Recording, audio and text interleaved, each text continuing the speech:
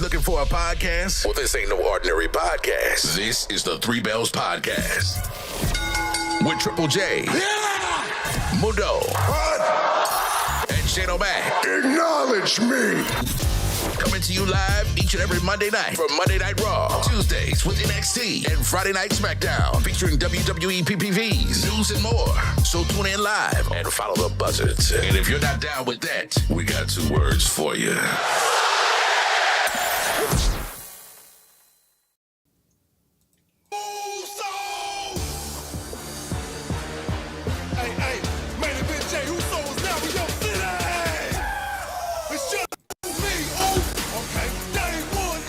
Yeah. What's good, everybody? And welcome to the Three Bells Podcast. It's a new week. It's Monday. It's Monday Night Raw, everybody. It's so good to see you. Thank you so much for joining us today on this Monday Night Raw edition of the Three Bells Podcast. It's me, your homie, Shane O'Mac, coming to you live from the East New York section of the Three Bells Podcast table. But I'm not here alone. I'm also here with the homies sitting right over there. It's the CEO, Mr. AKA himself, Mundo. And sitting right there, because we're behaving ourselves, is our Google guy, Triple J. Fellas, what's good?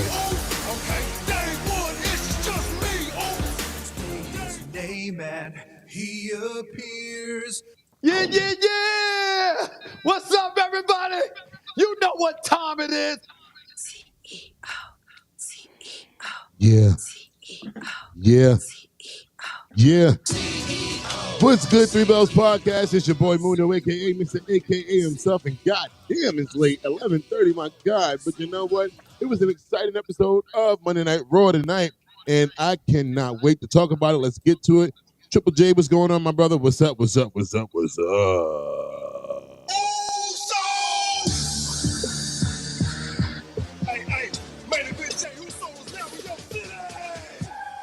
Yeah, it's your boy Main Event Triple J, now live on YouTube. Fellas, I'm glad to be back, and I'm just ready to take off on this Monday night. I'm hyped. I'm ready. Let's go. Because Mundo, you're ready, and Triple J, you're ready, and we know you out there is ready, and I'm ready for this. Is the Three Bells Podcast, everybody.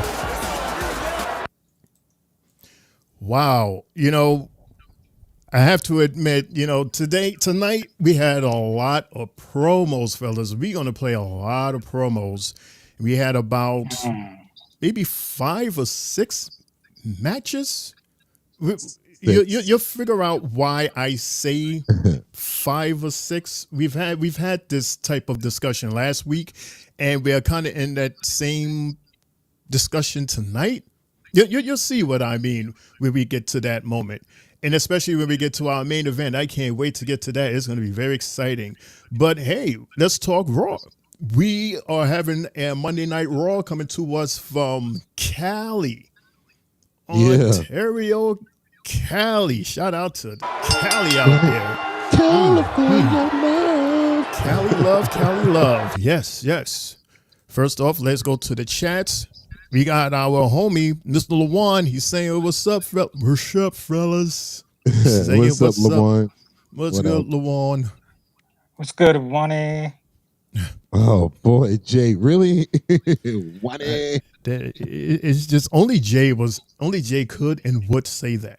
Right. I'm calling Lawan, and that's it. Or Big L. That's the only thing I'm going to say. I think Big L is just as bad as Wani. Big L. Why? Big L is a old rapper. Yeah, he's an old rapper. Big L. Shout out to Big L. Not L. Like that's what you're probably thinking. I didn't say that, Lawan, but shout out to you, Lawan. Shout out to everybody that's out there watching this. Shout out to the fellas. Finally, good to see Jay in the house. Good to see repping him. the Mets. Yes, let's go, Yes, Jay. sir. Wait. Go, Shane, Mets. how do I do this again? Left, right. So Well, that way. both of us is on your left. Right. So Yeah. you're on my.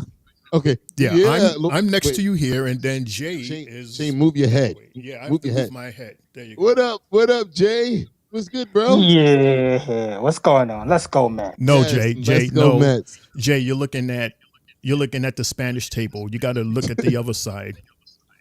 Well, damn. Well, there I you see, go. What up? Because you're at the end of the What's table. going on? There you go. My guy. well, what's going on? Let's go, Mets. That's my brother right there, man. Y'all don't know, man. I missed you, Jay. Same here. See, when I'm looking at y'all, I see Des to my right. So, I know. Look, we went through this on Friday. I was a hot mess because I'm all over the wrong. Yeah. I'm pointing in the wrong directions and stuff. I'm like, like this way. Yeah, it's like I said, if you're looking straight, just remember that the cameras is pointing towards us. So right. So I gotta look. So to your left is us two, and to Jay my right. to your right is us two. Mm-hmm. All right, I'll get used to this. All right, so let's just jump right through it. We know all the superstars that came into the arena. We do this every week. We say hi to Breaker, hi to Jey Uso, their main eventer tonight. We say hi to Drew, for he's going to talk to us in the ring later on. And riding in a Lucha Lowrider, it's Dirty Dom and Liv Morgan. Lord have mercy. That was a sweet ride. That's a sweet ride. We're going to hear from them.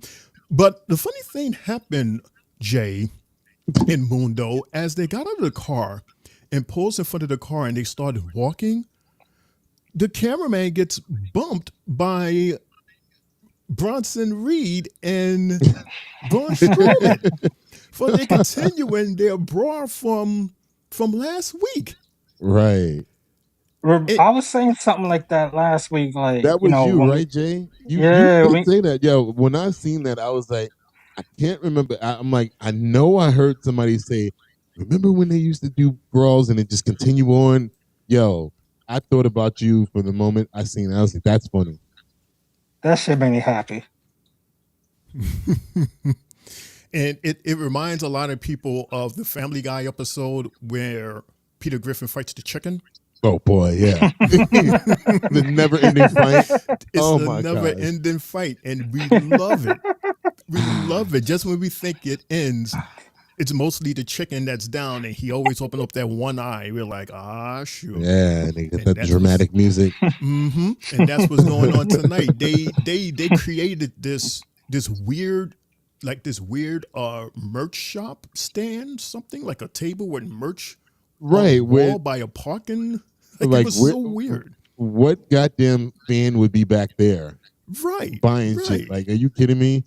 Come on now. Like I wasn't buying that at all. I was like, I understand that you have to put something there just for, for destruction and chaos and mayhem, but make it make sense. Like have it like some, like some crates or some cases like you usually have that makes sense in a loading dock. Right. Yeah, t-shirts on sale. I mean, in Barclays Center, I've never seen a stand back there by the trucks and everything like that before. We're not even allowed over there. You're not allowed in there. So I don't know how or why they. Anyway, it gives us our single camera shot. Hell yeah!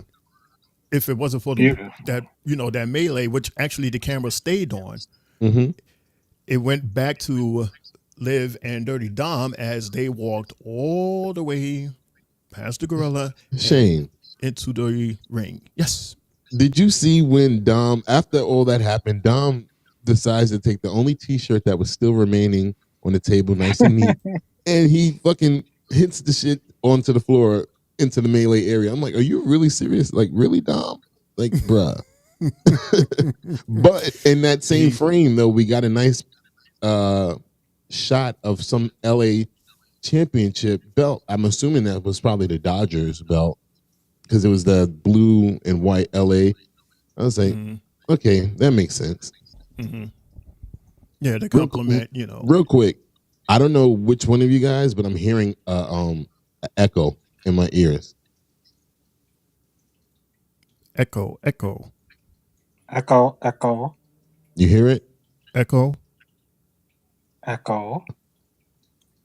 Somebody's TV is up. Nope. I don't have my TV on. My TV's on mute. I bet it's Jay. It's always Jay.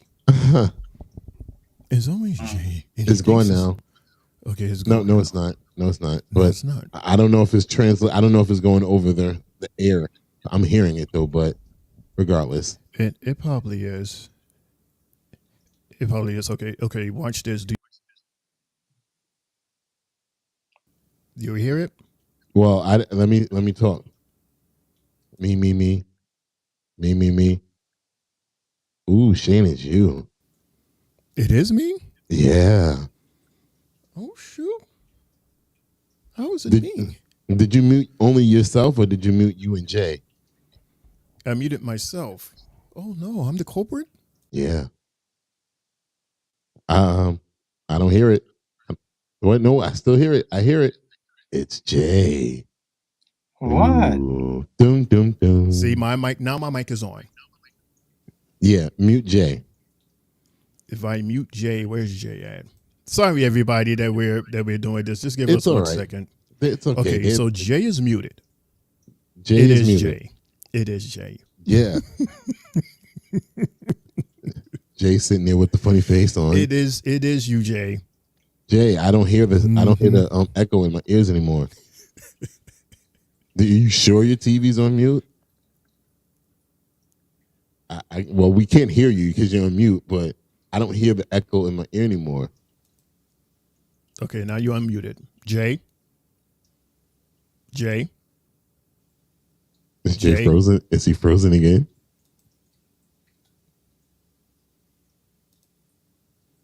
Uh-oh. Jay? Did I do that? No, yes. Okay, there you go. Okay, there you go. Okay. Yeah, it's coming from his side because I hear it again, but it is what it is. I'll just adjust to it. All right, yeah, we'll just talk loud. No, don't talk loud. Don't talk loud because then it'll be loud in echo there. loud in my ears again. Oh, jeez. Oh, boy. You want me to put my noise reductor on? Yes, try that. All right, so while Jay is working on that, I am going to try my best, being that we started late at 11:30. This is our new time, 11:30. I'm going to try my best to give us a 2 hour and 15-minute show. You're damn right. Yes. And I think we can do it. In spite of all these promos, I really think we can do it. What about now, Shane? Is it good? Nothing in the background? Nothing in the background. You're good, Jay. Thanks. Gotcha. Don't move. Just stay totally still. Don't move. Don't touch nothing. Don't even breathe. Shane, it's something about that spot right there. Whether it's Jay or LaJuan, they just keep moving and poor Shane has to keep adjusting. Yeah, they be like, it's like, I thought that it was an awesome match. It's like, I like how now I'm up here. Now you're up here. Yo, that's hilarious. Oh, boy. Let's laugh some more. Let's laugh at Jay's best friend, Dirty Dom, and his main boo, his boobily boo boo boo, Miss Liv Morgan. Disgusting laugh. Did you hear all right? Okay. Yeah. Okay, good. We hear Liv. Okay. Now, I know some of you guys might not know what we just did, but what we just That's a shot at Winners. AEW. None of you guys are winners. Really? That's what that was? And that is because The Young Bucks did that when CM Punk got fired. Oh, snap. Yeah. And if you guys needed any more proof as to who runs Monday Night Raw, let's look at the tape. This was last week, Wade, right? Yes, of all, Liv Morgan. I mean, it's just them doing, the beat down. But why would they show a replay of Dom losing right when he lost the match? Like, because it was the end. That made no sense. It was the ending with the beat down. the beginning of the beatdown. The Women's World Championship. Mine. I think that was more important than anything. Mine. And the most. Yeah, I told you not to gorgeous breathe. Man. All I hear was boom, boom, boom, boom, boom, boom. Like you're in the Labor Day parade. Boom, boom, boom, boom, boom. Hey, Your homie you is told talking. me to put my noise reduction. I thought it was on. So Yeah, but you're hitting the mic. Dude, we said you was good, so you don't have to do anything. You're good. Mommy.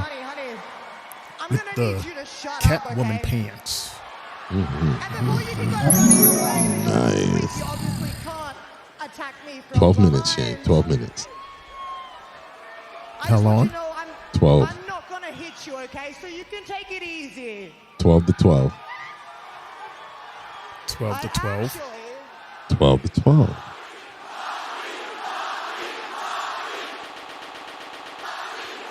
Oh.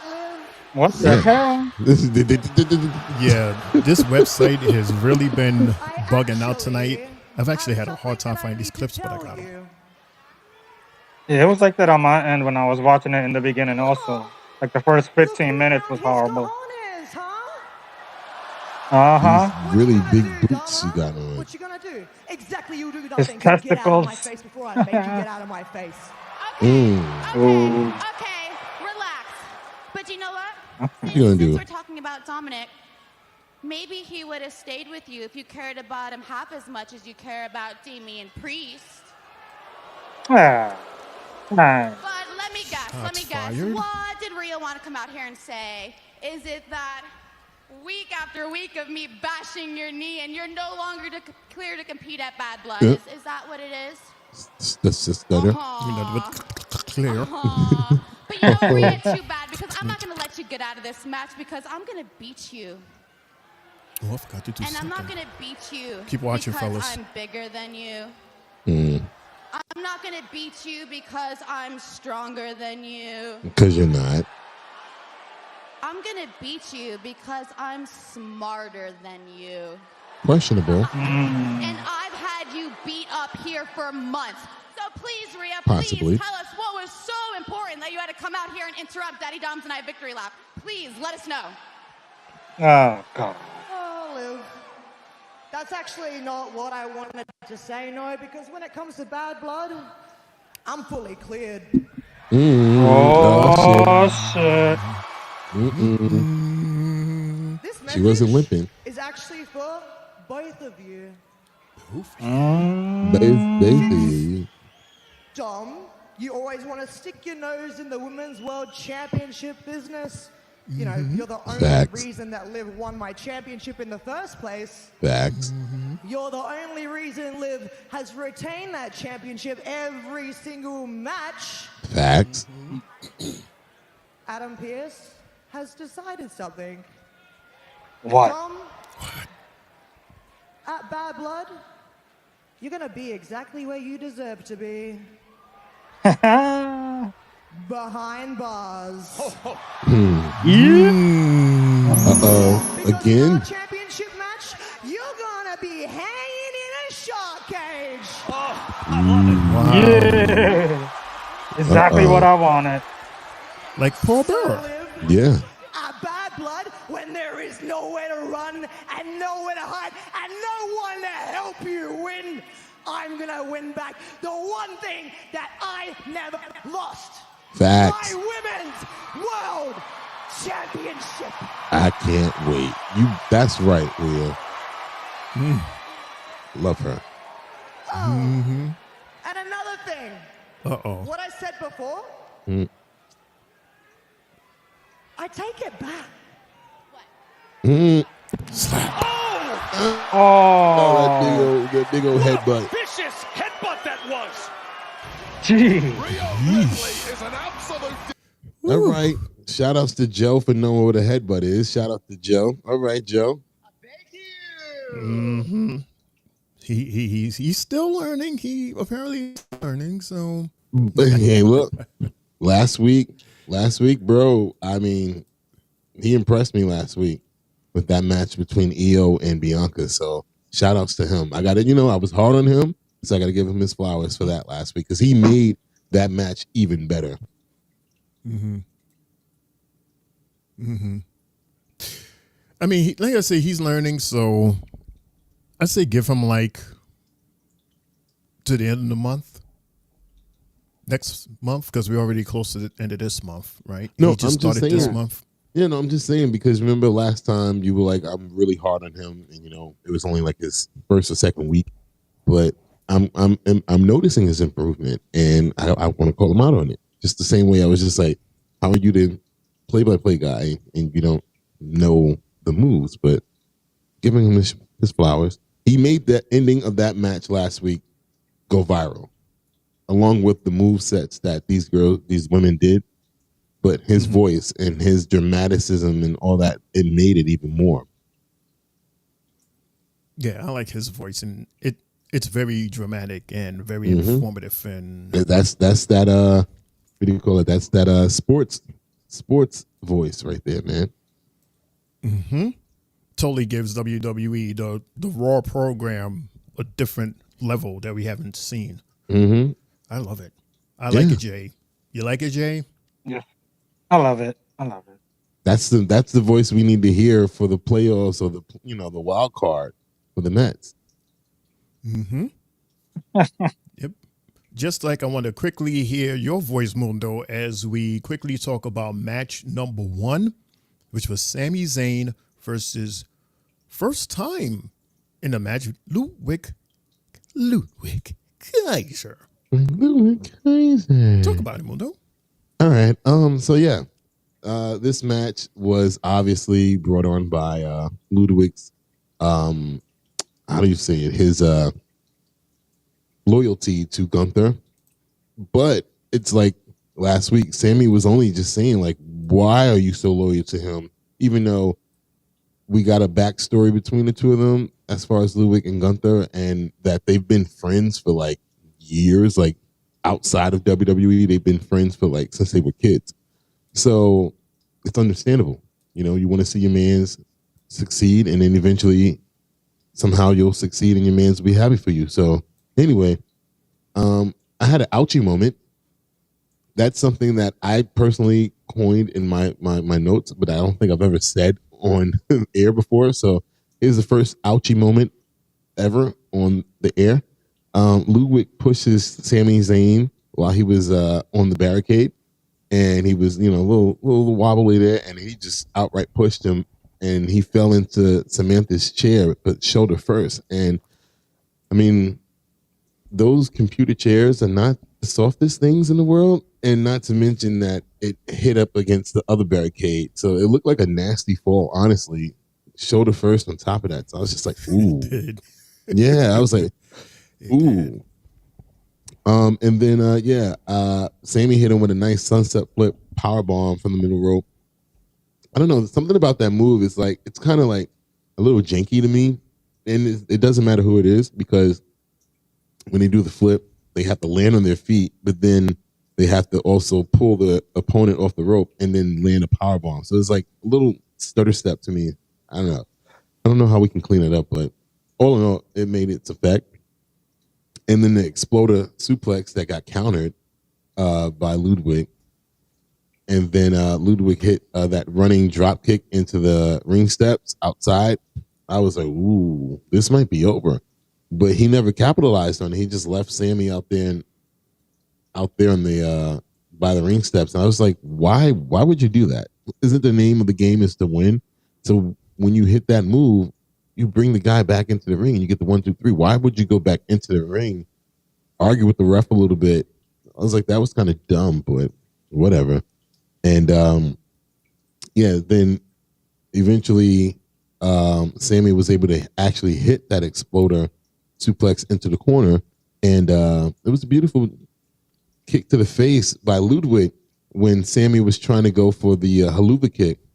And I don't know. I think Wade called it like an enziguri, but I just thought it was just I thought it was just a random kick to the face, while he was like doing like a spin. But whatever. I'm not the expert at that. And Jay, go ahead and take it over from here, man, because I know that you probably saw more than I did when it came to this match. Well, like what I was noticing throughout the match, whenever Ludwig was dominating this match, he was taking him out the ring the majority of the time.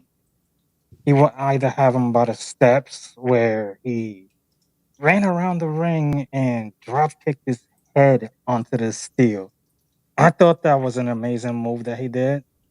And as well, like you said, when he pushed him off the barricade, I'm like, man, this guy is like, he's really aggressive within his moveset. And, you got to give it to him for even putting up a heck of a match against Sami, because, you see the way Sami's strength is.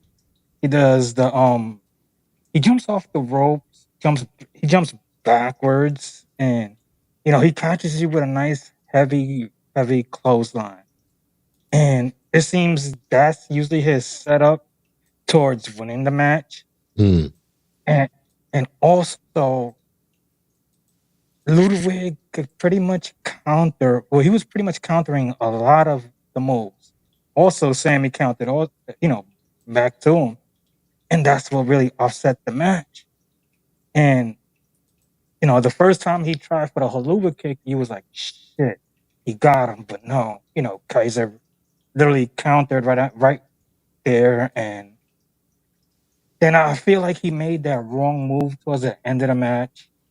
And he lost it for himself. Kaiser? Kaiser lost it for himself that last 30 seconds of the match. So, that haluva kick to end it, devious. Devious. I mean, because to be more clear, like that German suplex that set up that haluva kick was good. I mean, I was just like, all right, because he just randomly went into the corner after that, and I was like, oh shit, it's done. It's a done deal here. So pretty much, yeah. And then I don't know. I kind of turned my head because I was trying to figure out what happened after the 1, 2, 3. Like it looked like Sami was trying to hit him again with another haluva kick because he was like, one more. There we go. One more. And then next thing you know, Gunther comes out. And I was like, oh, no, shit now. I was like, okay. And here is quickly what had happened there. Sami! Came out pissed. For weeks, you've been begging me to a match And his fight for clothes. the World Heavyweight Right. Championship. Well, I have seen enough. What's enough to you? By the way, everybody, it's not your TV acting up. It's this If website. you really want this more than anything else, then I think Ontario, California is the right place for it. Wow, absolutely it is. Tonight is the right All place right. for It's the it. website. Remix. Step up to you and tell you right here, right now, no. What? Really, Gump? You did all that for no? We went through all of that and still said no. Chuckling like that. So Wow. gangster. Comedy genius. Dude, Yeah, I honestly agree. thought that we was going to have a match like later tonight. Get me too. I was just like, you did all of that. You came down to the ring, pissed off looking and everything, walked all the way down here, Right. have the speech, and just to be like, no. I mean, because he had his clothes. He had his fight clothes. So I'm thinking, Right. okay, we're about to go into a fight because usually he wears his suit. He comes out, he says his little line, and then he walks away. But I'm like, okay, that's what's up. All of that just to psych us out. The whole thing was a psych out. You know what? I got to give him. I got to give him credit. That was good. That was very good, bruh. like Wade said, that was comedy gold.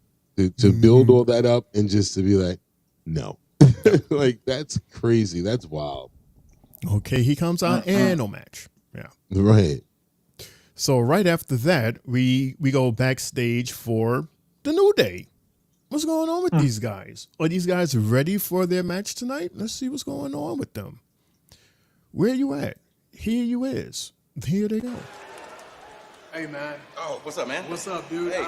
I've been doing a lot of thinking about what happened. Hey, you last know, week. let me stop you. Championship match, emotions were high. My bad. No, don't even trip, man. Water under the bridge. We said what we said. Now it's behind us. But you did mention that we need to get the New Day back on track before our 10-year anniversary in November, right?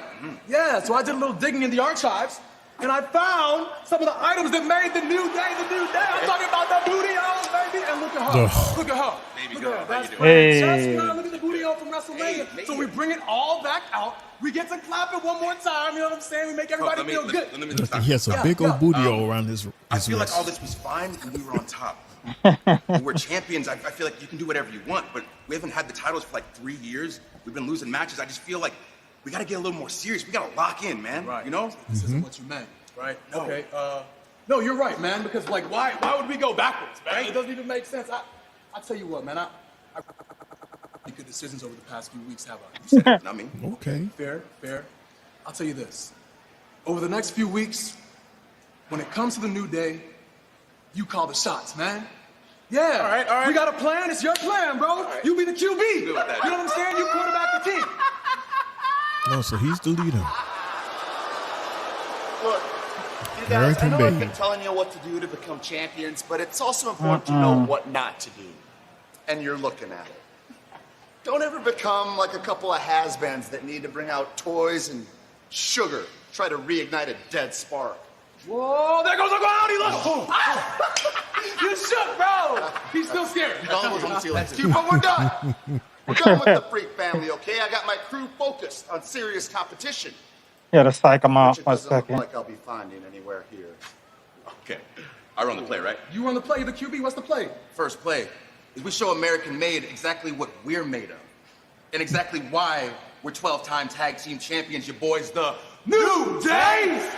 So, you want the creeds? Yeah. You heard what he said? Come on. You'd be better off sitting back here playing your little video games.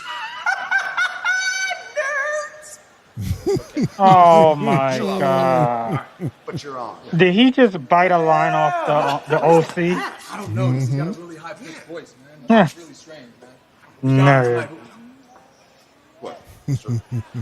No. Oh, the pancake. Pancakes. He said, Oopsie.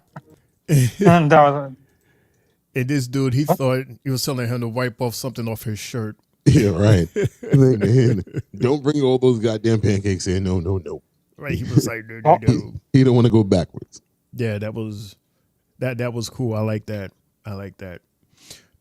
All right, so we're continuing backstage. Ladies and gentlemen, we're going to be backstage a lot tonight, all right? Including this one here where we're backstage with our general.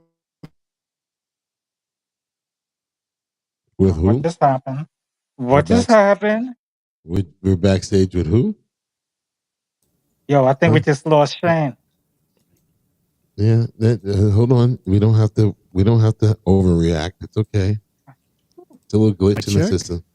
Shane, can you hear us? Hello. Yes, I can. Can you hear me? Yes, we can hear you. Jay, is this your first time losing? Matter of fact, yes, it is, because you're the one that usually disappears. This is not my first time. We don't overreact when something like that happens. Very weird. Like it was another. I don't know what that for logo. some reason. I don't know what that logo was. That's another. It's not like a devil or something that popped up. No, It's it another reminded me of service. what was that? Of the Captain America movie with the bad guy When he takes over the screen, I was like, "Ooh, what is this? Who hacking into the Three Bells podcast right now?" Jay's like, "Oh my gosh, we just launched Chain." I'm like, Yeah, right, I don't good. know why this program good. like grabbed my camera like that, but yeah, we good. It's all good. So let's continue. Jay, you're still here, right? Yes, sir. Yes, sir. All right. That's his first time losing somebody. I'm a pro at this point. You said we were backstage with backstage with our general manager Adam Pierce. I forgot the name that Chelsea Yo, gives him. Shane. Mhm. After that Creed Brothers promo, I mean American Made promo, was there something else after that? Like I saw something red pop up. Was that after that? What I sent you guys in the chat? I don't know what the hell that is. I don't know what that was. That actually happened on TV. I don't remember that. I don't remember seeing that.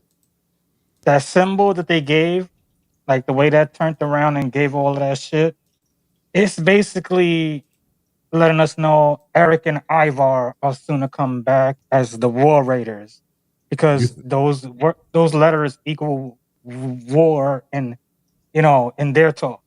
Do you think so? Yes. Wasn't they were originally called the War Raiders on NXT. And they used to come out and the crowd would chant war, war, war. I thought war. one of them was out for like the whole year. Right. But it could be maybe the other one was coming. And then Ivar, he went out with a back injury. Right. Well, that's what pretty much I was seeing on social media when the crowd was talking about it. And then isn't this chick out because she's pregnant? Yeah, right, they're expecting the baby in November. Right, Valhalla's pregnant. So what the hell? I mean, hey, let's speculate. I don't know. I sent it to y'all. I was like, I don't know what the hell this is about. I saw the video. The guy was talking, and I was just like, what the hell is this? So I don't know. So you can be right. I don't know. I'm just saying it. Yeah. Yeah, usually in these situations, Jay usually is right. So I just say, okay, we'll just find out later on. They'll probably give us more clues until the actual reveal, the big reveal. All right, so let's see Don, Liv, and Adam. I'm traumatized. You don't know what I've been through. Trauma. I can't We're be talking about locked up. Dom. We're talking about Dom. Oh my God. Bad mullet, worst mustache, mullet, has best interfered mustache. in every single women's world championship. That wasn't me. That was Paul. Well, that was you. Save your breath. You are going in the cage. Liv, that decision is final. This is giving Chelsea and Piper. Yo, that's pretty much true. Adam Pierce is right. Have a great Dom has pretty much interfered in every single women's title defense. That's what Rhea said that too. The LWO Oh, shit. to send a message that no one steps to the judgment day. Okay? Don't worry. Tonight, Alina's gonna finally take down Dragon Lee for good. And back. It's gonna be cool. And just to make sure things go our way, JD and Daddy Don will be out there with you. Teach the LWO Nice. lesson they never forget. Let's go, Kai. Yeah, teach them a lesson. And then Oh, look who it is. Look who it is. You know something? You are looking. The mighty Viking God. I was here last week. Ilya Dragunov. Torn you apart on the spot. You're right. I mean, he is not here, right? So that is the reason why you will do nothing. Is that right? Is that correct? You know what? Your look's still in this week. Carlito's got a match right now, so I've got some judgment day. This is the handle. I understand. But I'll see you around. Okay. Keep walking. Just keep walking. Shane, Go. Step by step. I really think that would be a really good match. What? Yeah. JD versus Ilya. It would. It would. I wanted it tonight, honestly. Low key, I wanted to see it tonight, but I was like, we're not going to get it yet because Finn got to be around for it. But I really think that's going to be a good match whenever or if it ever happens. They just planted an early seed for us to see. Yeah, no, I see you saying that because, JD, he has really, really stepped up his game lately to a point where now he is part of the conversation. as to who we could see him fighting, and that would be a good match. Yeah, I'd rather see him in one-on-one competition than tag team competition, honestly, because in tag team competition, most of the time he comes off as the one that get beat up all the time. I'd rather see him in one-on-one competition. Right. Because even when he went against Damian, it was a good match. Even Bron. Speaking of matches, because we're talking about Carlito, we're talking about Dragon Lee versus Carlito. Me llamo Jay. Talk about it. Well, with this match, this was one of those matches that to me it breezed, because we've seen a guy like Dragon Lee, and he's pretty quick in the ring. His moveset, his skills, and when he caught Lito and Lito caught him with a counter clothesline, you were like, maybe Carlito will have more offense within the fight. Yeah, but he didn't. It just kept on seeming to be him Dragon Lee taking a lot of advantage. Yeah, he's slow. He's slow now. Very much, bro. Yeah, and the fact that these guys would try to interfere within the match, and we see Daddy come out, Daddy Mysterio, and Daddy Mysterio, yeah, West Coast Pop. He West Coast Pops his son, and the match pretty much changes from there. Like, Zelina ain't do much. Is that a new name? I've never heard them say that name for that move before. The West Coast Pop. They normally just go with the Senton. It used to be called the West Coast Pop, maybe 10 years, maybe 7 or 10 years ago. With the fist. Other than that, they used to call it like a seating senton, as you said. Right. That's all I know that. So I'm just like, I was like, what? Where did this name come from? But okay, remember, I wasn't watching SmackDown during that time when John Cena was the guy and Rey Mysterio and all of them. So I'm not familiar with that. So, And they was telling us like Rey Mysterio wasn't in the building. My ass, he was there. I was expecting Finn to show up then if that was the case, because they told us the same thing twice. They said it in that last promo, and then they said it during this match too. Yeah, it was like he's not in the building. But he really was. Yeah, you kind of seen how Liv took the lead and everything. Thank you for saying that, because I was actually going to say that to y'all. I'm like, okay, so here we go again. We have the female running the guys and telling them what to do. But weren't they just mad at Rhea for that same exact thing? What Finn said last week, he made it seem like he was upset at the fact, and Rhea's like, well, I only wanted to keep you guys together, and I only wanted everybody to get opportunities. So now all of a sudden, we're okay with Liv because she's the champion, just like Rhea was. She's the champion, and she's calling the plays. Like, them guys are something else. They lost out there. But was it because of the fact that Finn wasn't out there tonight? Because Finn would have been the one that would have been talking. Right, but that's the thing, though. They're like, that's the whole thing I'm confused about, because he, in their promo, they were like, Judgment Day, there's no leader and all this other stuff. But yet, since they broke away from from Rhea and Damian, he seems to be the shot caller in everything. He leads them when they walk. When they're in the ring, he's telling everybody what to do. And I'm just like, so there's no leader, but yet he's clearly the leader. Okay.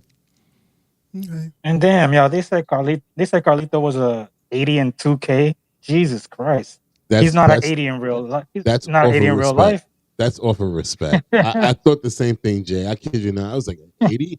I was like, they just, because of his longevity, his past in the company, is out of respect. Because Dragon Lee, I think he was a 77, if I'm not mistaken. Oh, my God. Right? I'm like, hell like no. Yeah, he was. I was like, okay. Yeah, no. Not for nothing. I think out of that 80-40 is for the Apple. Oh, my gosh. Pretty much. Yeah. Pretty much, bro. Can't go bad with an Apple. Apple's healthy for you. We go back to the bashing of Carlito. Hey, look, he's I'm not bashing. I wasn't bashing. I didn't say anything bad about Carlito. I shouted out to the Apple. it's still the same year, and you guys said he'll accumulate in 1 year. He'll accumulate maybe 2 hours on the show in wrestling. Yeah. He's wrestled a lot this year, whether it's good or bad. But he's been wrestling a lot. I'll give him that much. Yeah. Well, because he's with a faction now, so he wasn't with a faction when we first had this discussion, was he? Yes, he was with LWO. And how much was he fighting then? Not a lot. No, but not that's as much because, as now. That's why he left them though, because Rey Mysterio wasn't really picking him to wrestle. He went Dragon Lee, and remember that's why they had the whole beef that they have now, because he was jealous that Ray picked Dragon Lee to team up with him at WrestleMania, and then he beat him up. And then it took all this time just to get that match. Yeah. Gee. Yeah. Wow. You have to wait. I mean, Jay, it took bad long, right? There's no time frame. There's no time frame. Oh my gosh, bro! WrestleMania was how many months ago? 5-6 months ago now. Damn. But then again, they were on separate shows. They were on separate shows. It was on separate shows. And Carlito, you got to give him credit. He did get a lot of airtime. Mm-hmm. Messing with the Judgment Day. He took over. That's the crazy part. He took over for I was about to say R. Kelly. Whoa. He would take over.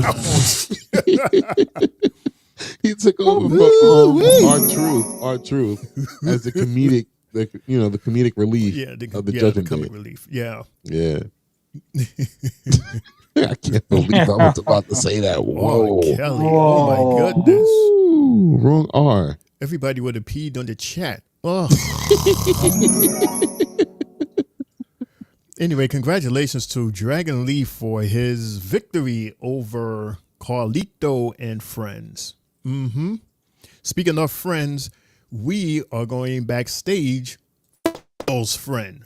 It's the Miz. What's good, Miz? Cross. This I don't dude. have time to talk. We've got Bronson Reed up next. I know. Right. Just coming to check on you, make sure that you know exactly what it is that you're doing. Everybody in the back is saying that this match. Hi, Jay. What? Yep. I asked for this match. Why is that so hard to believe? I know that. I told him, look, between you and I think it's really nice. Nobody respects you. We drunk tonight on Raw. Thank you. What is your angle? It's the website. What do you want? Man, I just want you to be the Miz. I want you to be the guy that doesn't care about what everybody thinks in the back. I want you to be the guy that goes out there and does whatever it takes to win. That so you know how to do that. Braun Strowman's talking about this as a battle of monsters. Nah. Monsters come in all different shapes and sizes. Yes, they do. Oh, Okay. shit. He listening to him. Yeah, but I don't like that last look that we got from Karrion though. I don't like him. First off, he dropped his whole group all of a sudden. None of them are on TV anymore except for him. They suck. Except for him worrying about other people. Like that seems to be his angle now. First it was it's everything. Shane, I got you. Everything and everyone that he's harassed besides Woods are former champions. Everybody except for Woods. Everybody has been a former champion. WWE or World Heavyweight Champion or Universal Champion. Like it's weird. His obsession is so weird. But I still don't get it. I still don't understand this character. After all these months and maybe a year, I still don't understand this character at all. I don't get it. I don't get it either. And it was never explained when he had the situation with Xavier Woods. It just stopped. Well, that's because he who shall not be named is no longer a part of the group. He's out the picture now. So we got to act like that didn't happen. It seems like when Karrion Kross gets himself involved in these feuds or per se these talks, if you notice, these guys get fired, a la Bobby Lashley, and He didn't get fired. Well, contract expired. I'm looking at it like, damn, the Karrion Kross effect, where pretty much. Don't you do that? Don't you link Bobby Lashley to he who shall not be named, that is two completely separate situations. Bobby has not re-signed with WWE, and he didn't sign with anybody yet. And then the other dude got into some trouble. That everybody else. Go ahead, Jay. But what I'm just trying to say more or less is that, whoever Karrion Kross aligns himself against, this is like they're gone. They're not in the company. Rey Mysterio's still here. He had a whole. No, I'm saying his last couple. The last couple of them, not like the recent one. Not well. If that's the case, Xavier Woods is still here, and Bobby Lashley is the only one that didn't. He's gone for separate reasons. Other than that, right. Okay. You lost me on that one, Jay. All right. Yeah, it has to be more. It has to be more than one in order for there to be a pattern. You can't pattern one person. It's not even one, because Bobby Lashley leaving the company has nothing to do with Karrion Kross. That was just like, because I watched his podcast or whatever he has right now, and he's in between. He's thinking WWE, AEW, TNA. He doesn't know where to go right now, so he's just trying to get healthy again, and then he'll make his decision. So that has nothing to do with Karrion Kross. What happened with this other dude has nothing to do with Karrion Kross, even though he didn't have anything to do with him. Woods is still there, and Woods is still trying to find himself. So if you want to say that Karrion poisons guys' minds and he changes their character, then yes, because after he, had his feud with Rey Mysterio, Rey had a feud with Dominic and he beat his ass and all this other stuff and so on and so forth. And now Xavier Woods seems to be poisoned as well.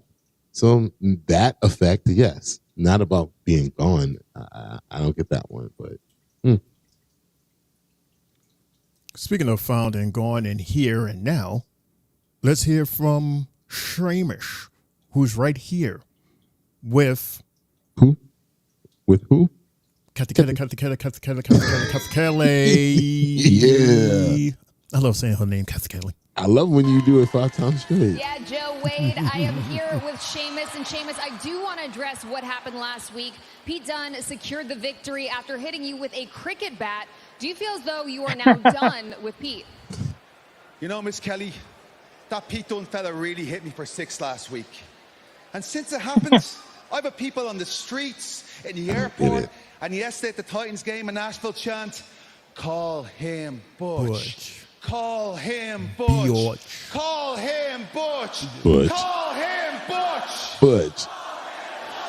Butch. You're a Butch." And after what he did, well, I have a score to settle. As my ancestors would attest, there is nothing more dangerous than an Irishman with a score to settle. And I'd also say, let's not make this an English-Irish thing. But also, let's make this an English-Irish thing. Butch. He's not saying Butch. He's a Butch. He's a Butch. Mm-hmm. Well, we heard what he called him in the ring last week. And it was a different. Yeah, he straight up said it. Yeah. Yeah, it was different wording and stuff. Yeah. Butch. All right, so here is the interesting part that I spoke about. This is match number 3. Yes. It's The Miz versus Big Bronson Reed. Part 2. So I'm guessing this is part of the continuing revenge on behalf of R-Truth.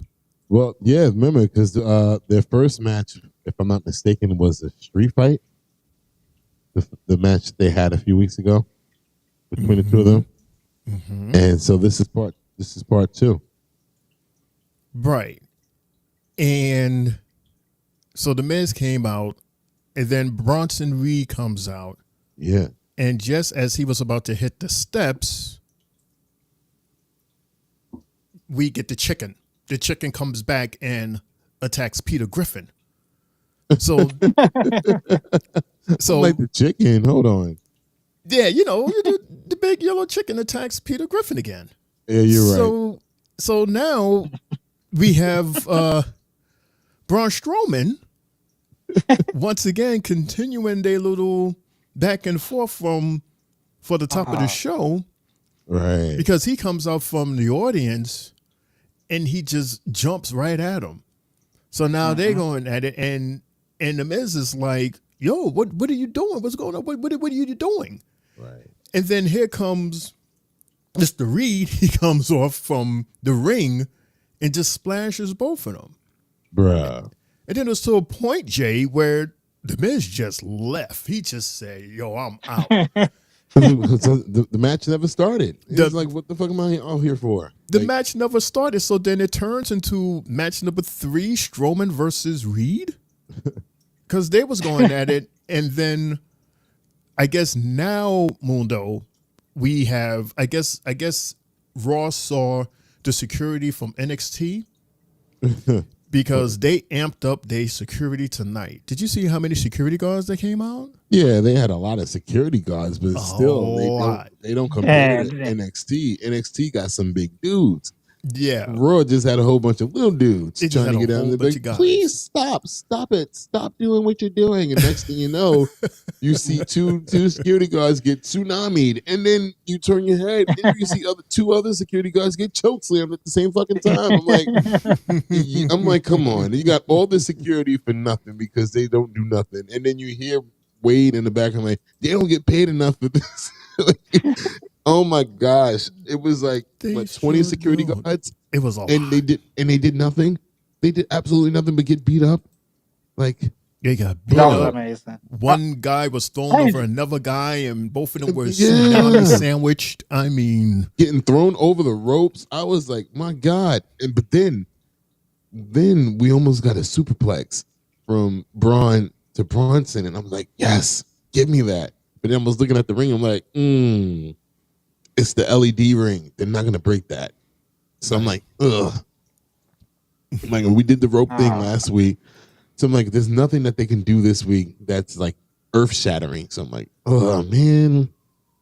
And then of course, right when we thought that we was about to get that good old suplex, all 20 of the security guards come and they stop everything. And I'm just like, damn. But for some reason though, this was still exciting. And I love the California crowd, maybe because it was still early to them, because, you know, to them, the show started at 5 o'clock in the afternoon. So this happened at like maybe 5:30, maybe 6 o'clock in the afternoon. So they're still lively and everything of that nature, you know, coming home from work and school. And they're just like, oh, this is awesome. And I'm like, yo, this is crazy. I enjoyed it. And I'm like, we got to figure out a way to settle this somehow, some way, because this is too freaking awesome, man. Bro, the way he body slammed that one guy and he looked like he got ragdolled. Mm-hmm. I was like, bro, it looked like he could have folded him into a pretzel. It was like two of them back to back. He did that too. I was like, ooh, the power slam that he did. I was like, ooh, man, bruh. It was just pure mayhem and destruction. Like we need to settle this once and for all, and I can't wait to see what's next between the two. Right? I mean, do we really? I mean, if we settle it once for all, that means that there's only one match left, and then that's it. I mean, I don't want it to stop, but I mean, do you honestly think? You honestly think that this is going to stop? That it's going to end? No. I mean, a match is not going to end this. Of course not, because it's personal. It's like, it's just who wants. I'm the monster of all monsters. No, you're my victim. I'm the right. monster. I'm the monster. Like, right. It's basically Godzilla and goddamn King Kong all over again. In real life, they both hurt each other. Facts. According to Chat Life, Lawan says, now your mic and camera works now. So, maybe that was me. I don't know. Maybe that was me. But he said something interesting. He said, reminds when Kane and Umaga was fighting to see who is monster. But he said, but this is better, though.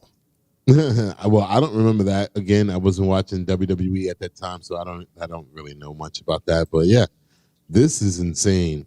I mean, my goodness gracious. To start off the show and then to randomly just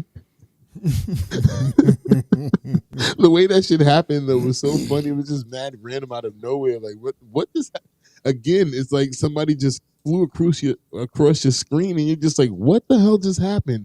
Why is he on the floor? Oh, Braun Strowman's here. Okay. Like I really like this Lee Fitting dude, like what he's able to establish on the screen, along with, the direction and Triple H's guidance. Like I love what they're creating on the screen because it's so entertaining and it's so much fun because for somebody at home you're just like, what the hell just happened? Like how did he end up on the floor? Like, oh, that was crazy, man. Just like last week with it. How did Bron he just threw a fan at him? Like, I love this. I love this so much, man.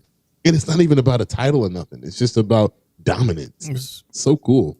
It's just about, getting back. Like, yeah, you hit me and I hit you back, and you threw me through the wall. Through the wall, and I'm going to throw this black guy at you. And, I crushed you on top of a car. Like, what? I don't know what. Man, next week, who knows what's going to be thrown at them, who's going to be thrown at, what's going to be.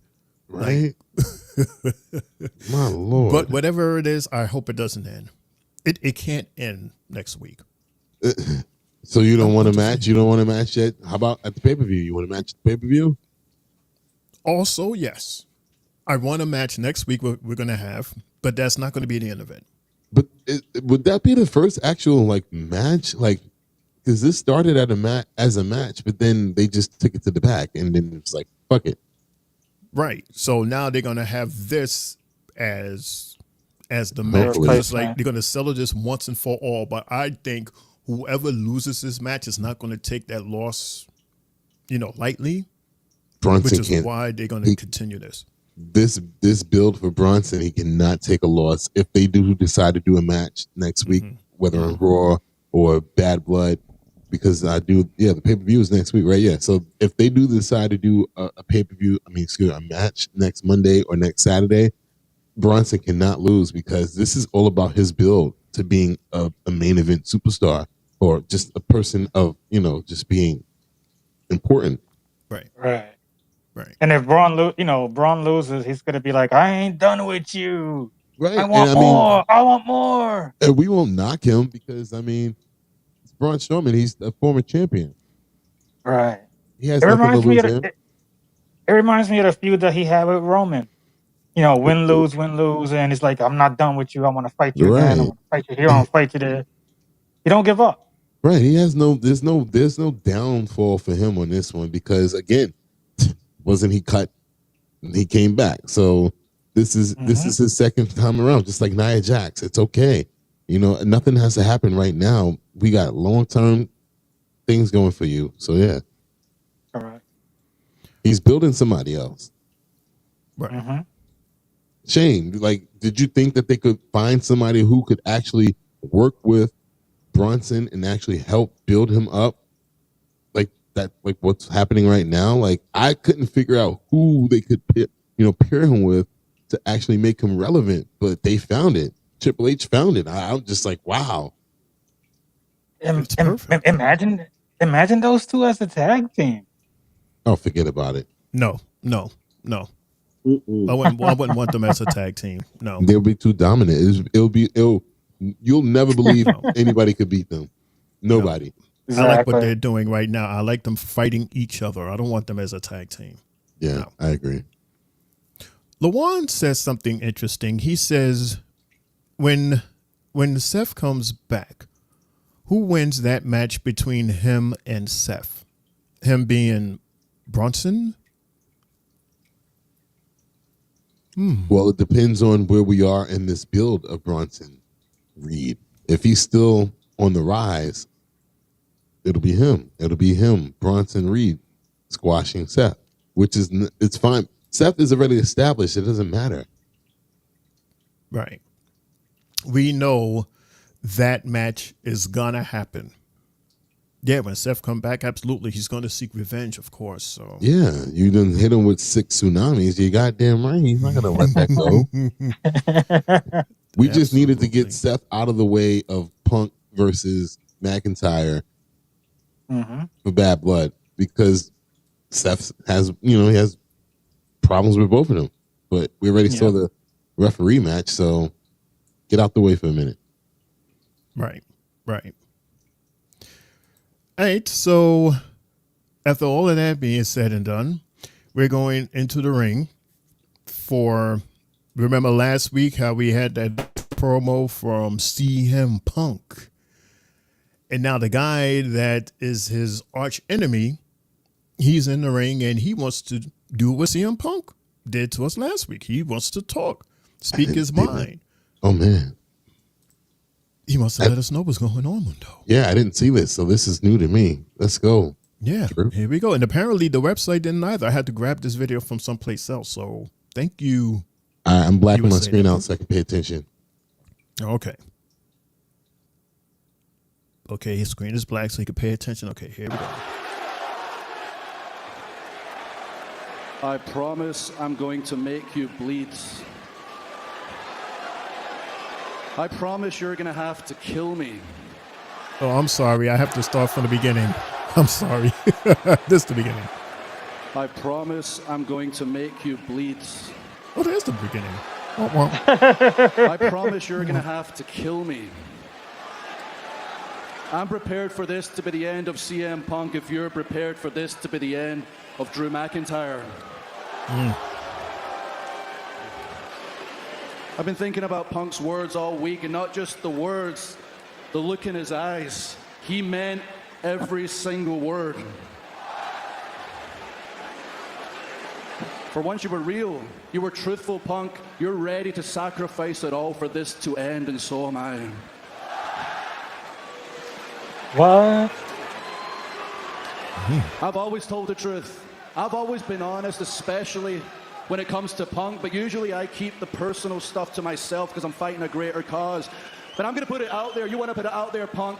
I'll put it all out there. I do not want to go back inside Hell in a Cell. I've been in that match more than once, and it's broke things in me that haven't been fixed to this day.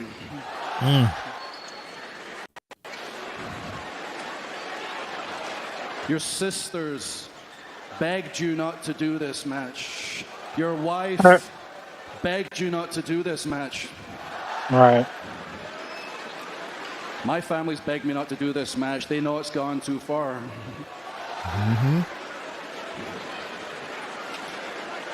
My wife has begged me for months to get away from you because she can see what this is doing to her husband mentally.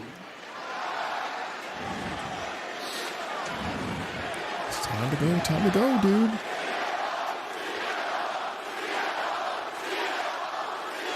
The shade. It doesn't matter what you all think. It doesn't matter what our families think. It doesn't matter what we think. This match is going to happen at Bad Blood. I have some promises of my own. Can you keep them? I am going to make you bleed a lot. I promise. Real or fake? I am going to make you suffer and feel more pain than you have ever felt in your entire existence. It's appropriate. You compared yourself to the devil again last week because this has always been good versus evil, hasn't it? Evil of course, you versus compare evil. yourself to a supernatural being. You've always seen yourself as a godlike figure, but you're just a man. Right. A man that I've broken so easily in the past. And a man that I will break permanently inside Hell in a Cell. Wow. That's it's pretty heavy. Who's Undertaker and who's Shawn Michaels in this one? I would think Drew is Undertaker in this one. But CM Punk then talks the way he talks, and you kind of hear Undertaker shit from him. Right. So it's kind of hard to narrate which way. Well, you know, like you said, CM Punk sounds like he's more of the evil one. And, you know, Shawn Michaels like, well, I'm not afraid of you, and I'm going to be just as bad as you are. Because, you know, they have to put on a hell of a match because this is basically where Hell in a Cell started. Way back when we were all younger. So they got to put on a hell of a match. They cannot go with that fake blood shit. I mean, you start bleeding and then you dry up 10 minutes later. So this has to be it. This has to be the final match. You know, it's what, 1-1 right now. This is the best out of 3. So yeah, this has to be all or nothing. They gotta go all in on this one right here. But we can't have dead bodies though, because that's what they're basically saying. They're like CM Punk is like, I'm really into. If you remember what Shawn Michaels looked like at the end of that match with the Undertaker, he had to be carried out by China and Triple H. His face was bloody as hell, blood everywhere. And then Undertaker was laid out. He didn't move for a minute after, you know, they carried him out. So I wouldn't be surprised if we had a situation like that where, you know, the winner still has to be dragged out of the ring in the cell, and then same thing for the loser. So they cannot PG this up at all. They gotta go full on with this one right here. We can't have a repeat of Edge versus Finn, where Finn got busted open and they stopped the match weirdly, or the same thing with what was it, Seth versus The Fiend, and it ended in a disqualification. I still don't understand that one, but yeah, we got to have a straight up old school Hell in a Cell match. I think we're gonna get it. Hope so. Yeah, because it all lines up for us to get that. We have to get that. It's either that or we're going to be very disappointed. Yeah. So, all right. So we're going to go backstage. Before we go to commercial break, we're going to go backstage and we're going to speak with, finally, the other interviewer. Is not just Kathy Kelly that's working tonight, fellas. We have another lady that's working, Jackie Redmond. Right. Another name that I like to say, Jackie Redmond, but not as much as Kathy Kelly. But she was on the screen last week. I told you she was on the screen last week as a comment. What do you call it? A backstage analyst, but we never saw her. Everything was Kathy Kelly. It's all Kathy Kelly. See, that's why I say her name for at times, because that's how much we see her. Right. But now we gotta say Kathy Kelly and Jackie Redmond. Jackie Redmond with Adam Pearce, a very busy Adam Pearce. What say you, dude? Jackie, when I drafted this roster to Raw, I knew it would be chaotic, but I just hope that the excitement would overshadow the negative. And it's obviously, with Bronson and Braun, it's obvious that it's gone too far. And it's obvious that it needs to stop. And obviously, a regular match between the two will not do that. Therefore, next week on Monday Night Raw, it will be Bronson Reed versus Braun Strowman one more time. Last monster standing. Okay, that is some breaking news here on Monday Night Raw. As for tonight, though, have they... Wait, what's going on? What? Oh no, Pete choking out Sheamus. Look at me. Stop. Look at me. Look at Adam. Adam being a punk. Oh, hit him in the back. Jackie, when I drafted... Adam being a punk. Come on, Adam. You gotta step in there, not just stand there like, oh, wait, don't do that. No. But I am actually, I might sound crazy, but I'm not happy that they decided to put this match on Raw next week. I would have rather that be on the pay-per-view, because maybe I'm bugging, but am I not clear on how many matches or what matches we do have for First Blood? Excuse me, for Bad Blood? Like, are we? Is the pay-per-view actually full? I'm just saying, maybe it's possible that this can lead to a match in Bad Blood. Like we have no idea what's going to happen. But what could lead to that?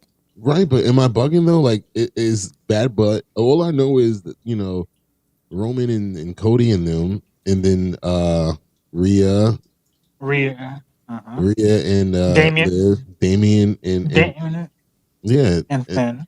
That's pretty much it, right? It's only 3 matches. Yeah, that's all. We know for now. That's all I know of so far.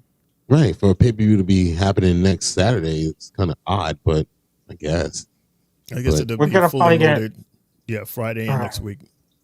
But what I'd else? say we get no more than 6. But what other stories are? I mean, you would have thought that the build-up with this would lead to the pay-per-view, not to a Monday Night Raw match. Like, okay. I think Gunther and Sami will be a part of that. And CM Punk versus Drew. That's 4, right? So then I guess the World Heavyweight Championship would be the last one. That's 5. I still think that it's a mistake. They should have put that match on the pay-per-view. I mean, so we get only one SmackDown match. That's what Roman and them. Right. Nobody else is fighting from Raw. I mean, for SmackDown. I mean, it has happened a few times before where it's a Raw heavy pay-per-view. So I wouldn't be surprised, but I really, really think that this Brunson Reed and Braun Strowman match should have been on the pay-per-view, not regular TV. Especially if you're leaving USA in a few months. You know what will probably happen? The same way that we got today, it'll happen again next week, and there'll be no winner. And then during the pay-per-view, they'll lead off still fighting in the back. So you think that the last Monster Standing match won't happen because it would only go down that way if one of them attacks the other before the match starts. Other than that, if the match is going, I think how would you pull it off? I think what will happen is they should, in my opinion, save it for the main event and have it go off to the point where they're still fighting and there's no actual winner, and they just mysteriously bring it right back for Bad Blood. Like, we'll just see it randomly thrown right in there, like, oh shit, they're still fighting in the back. I feel you. You know. But Triple H has been very, very locked in with pay-per-views that's not the big 4 being 5 matches. So you're either going to get that or you're going to get the World Heavyweight Championship match. So I don't know, but I really think it's a missed opportunity to just put that shit on the pay-per-view, especially if you're not having any tag title matches, women's, WWE, or World Heavyweight tag title matches, and then you're not having an Intercontinental or U.S. title match on top of that either. So it's like, a little odd. It's still early though. Like I said, they've put matches in PLEs like the week of. True. So, but it's just that we've been stuck with this 5 match pay-per-views outside of the big events. So we already mentioned 4. So you either gonna have the World Heavyweight Championship being defended at the last second, or I don't really know. All right. Well, we're gonna take a commercial break because this is gonna be a long conversation. Also, we're gonna take a quick commercial break because we still have more Raw to cover. So we'll be right back right after these messages. You guys looking for a podcast? Well, this ain't no ordinary podcast. This is the Three Bells Podcast.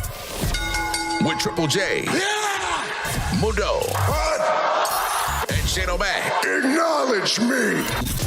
Coming to you live each and every Monday night from Monday Night Raw, Tuesdays with NXT, and Friday Night SmackDown, featuring WWE PPVs, news, and more. So tune in live and follow the buzzards. And if you're not down with that, we got 2 words for you.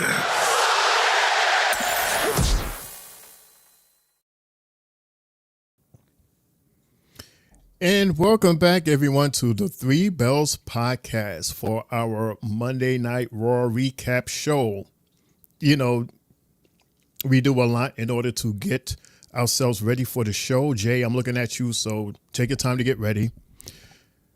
We do a lot to get ready for the show, so we used the commercial for us to, stretch out and, There you go. do, Fix our, little things here and fix there. our masks. Yeah, fix our masks, fix our beards, So, and sometimes we forget how quick it's like. The more we have to do, the quicker the commercial is. I think I need to have longer commercials made, huh? Yeah, we might have to get like a longer commercial, like a 5-minute. Some sponsors or something like that. Brought to you by. Like a long, like a bunch of commercials. But we're back. Welcome back. Thank you so much, everybody, for tuning in to the Three Bells podcast as we have our Monday Night Raw recap show. And we will really appreciate it if you were to like this video and subscribe to our YouTube channel so you get notifications for our next live show, which should be... Hey, it's Tuesday, later today for our NXT recap hosted by that guy right over there, Triple J. Mr. Matt.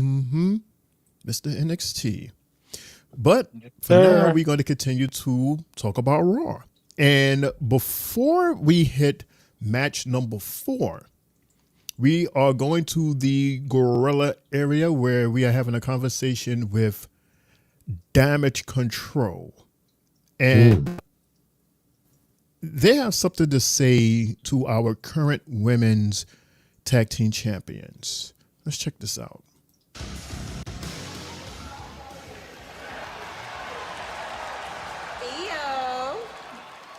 Now, hold up. I'm not here for that.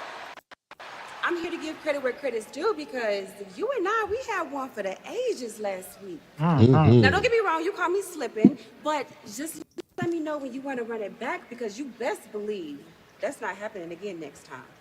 Yeah, I okay. look forward to it because next time I'm not just coming for you. Next time, Damage Control are coming for those tag team titles. Now, see, that is where you lose the plot. You might have caught my girl slipping, but understand we always stand on business. So when you see us, best understand you won't even touch our tag team titles. But you know what? You know what? Since you want to bring up the tag team titles, I think you two need to be focused on Unholy Union because last time I checked, they had y'all number last time y'all met in the ring. Hello. So please understand this. You're welcome, No matter who baby. wins tonight, these titles, they're not going anywhere. But good luck tonight. Bye. Go do your thing. Shane, I think they should have rehearsed this one more time because they should have told Jade to put her hair behind her ear because when she did her whole promo, you saw absolutely nothing. And it was all like this. Yeah, the camera was trying to like shift a little bit. Like we can't see shit. We're like, okay, girl. She's like, and we mean business. I'm gonna get these titles. They're gonna stay right now. And the cameraman is trying to turn this way, and the more he turns this way, the more the hair coming like we mean business. Where he's like, well, if I go in this angle, we won't see Damage Control anymore. Like, girl, fix your hair. Go like this. Girl, girl. You just can't go like that. We ain't gonna get these titles. We mean business. I was so distracted. I was like, "Oh man, okay." and then when Damage Control was about to start walking away, before Bianca hit her last message, I was like, "That's funny." That was a mess. Oh man, what was that she said? I forgot what she said. That was so funny. It was like, no, you missed your cue. Like it was like the DIY. Remember when it was like. Good shit. That's funny. Good job, at least y'all. they caught up, so right. That's a good thing. But that one was funny. She was just better off not saying anything, bruh. But speaking of saying, I would like to hear who's up next. You, Jay? Who we talking about now? We're talking about match number 4. We're talking about a women's tag team match with Unholy, Fire and Desire versus Damage Control. Jay, what happened? What's going on? I'm assuming this is the first time that we actually hear that they're being called the Unholy Union tonight. Normally, finally, now we can say that. We don't have to worry about Fire and Desire or any other name for them. No now we know who they are. Hey. Still no pop. That's what I call them. Not No even pop. a peep, or poop, or nothing. Nothing. There's your pop. God. That's the pop. Right. That's all they're getting. If they were that good. Yeah. That's bad. It's like Mundo. You go up on stage to sing, and it's a packed house, and nobody cheers for you. You're singing your heart out, and you're a good singer. And I use Mundo as an example because Mundo really is a good singer. Thank you. But can you imagine walking out there and no one reacts? It just they're frozen like Jay.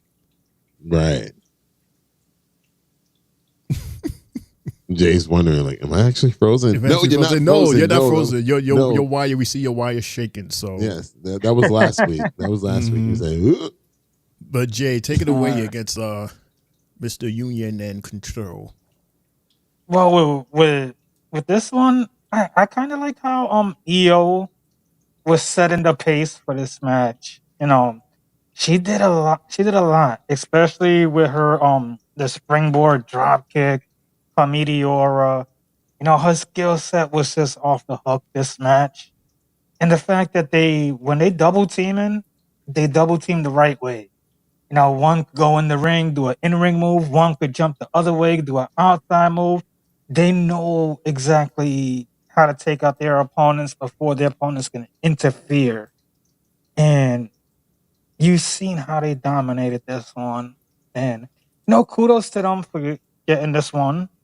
And, I got to say it. Yeah, I admit it. Unholy Union, damn. You're making me look bad. really? Make me look bad. Well, I'll just say this again. What we've been noticing for the last few weeks, or maybe the last 2 months, is how Triple H is allowing Damage Control, EO, and Kyrie to flourish in the matches that they're in, whether they win or lose. But you're just like, wow, you get to see their movesets and everything of that nature. And again, it happened again tonight. At first, Kyrie was doing a hell of a job when she started off the match. Then it was beautiful to see EO. And I'm not going to lie, Jay. I'm actually not going to lie. I'm not going to lie. Unholy Union were actually looking pretty good in their portion of the match as well. I'm not going to lie. I'm like, okay, maybe I can see a little bit why Jay likes them, because they're coordinated. They're a very coordinated tag team. They work very well off of each other, just like Damage Control does. But it just wasn't enough tonight. And I'm not gonna lie to you guys. At one point, I was like, this might be my match of the night. Again, because I just really love the coordination between EO and Kyrie, who are, oddly enough, they're not a familiar tag team, because the Kabuki Warriors are actually Kyrie and Asuka. So for them to be a fairly new tag team that's working together, they're really good. And I would love to see more of them, but I'm very interested in seeing them as individuals as well, because their individual movesets are very great. And again, off of what we saw last week with EO, I'm just like, damn, she is talented as hell, and she's clearly holding back because she's trying to fit the WWE way. So yeah, shout outs to Damage Control for winning. I can't believe I'm saying that. But obviously, they're no longer the bad guys. They're the good guys now. So, yeah, shout-outs to them. And shout-out to Unholy Union for putting up a formidable match, because this was actually a long match. I thought it was going to be short, but it was actually a long match, and it kept my attention. So, shout-out to everybody that participated in the match tonight. Yeah, it was long because the crowd was feeling it. Like, the crowd was showing EO a lot of love. Like, Callie was showing love to EO tonight. It was cheering for her and everything. Like, she got the loudest pop out of all four girls. Right. And I agree with you, Mundo. Oh yeah. Unholy Union, they are good. They're a good coordinated, well coordinated tag team. It's just, I don't know, it's just something. Again, they have that creme, but it's not full. It's weird though, because when you really actually listen to their song, their entrance music, it's actually cool. It's cool. It's just them. It's something they are not connecting with us. But maybe because they're, the heels, maybe they're doing their job the right way, so we don't want to cheer for them. But it's just something that's not connecting with the fans, and that's not a bad thing. If it's because that they're heels, we're just like, all right, whatever. But we can admit that they did a hell of a job tonight. Then it's like, okay, maybe they are doing their job. They're doing what's asked of them. So they are getting a lot of TV time too. Yeah, a lot of it now. So, it's something that we can't be too mad about. We already kind of see, like you said, they don't get no pop, and it seems like the more they show them, it's the more of a push that they're trying to give them to sell them onto us. Maybe it could be that, and the fans feel that it's too much of a push. Again, I'll just say that maybe it's just that they're doing their jobs as heels, and they're not worried about being fan favorites right now. And that's why there's a disconnect, because it's supposed to be a disconnect. We're not supposed to like them. We're not supposed to cheer for them. We're not supposed to do anything for them but boo them. And that's what you get when they walk past the fans. All you see is thumbs down, like boo, boo, boo, boo. And it's fine, because while they're walking down the aisle, they're talking their shit. Yeah. Oh my gosh, I can't believe I really defended them just now. Oh man.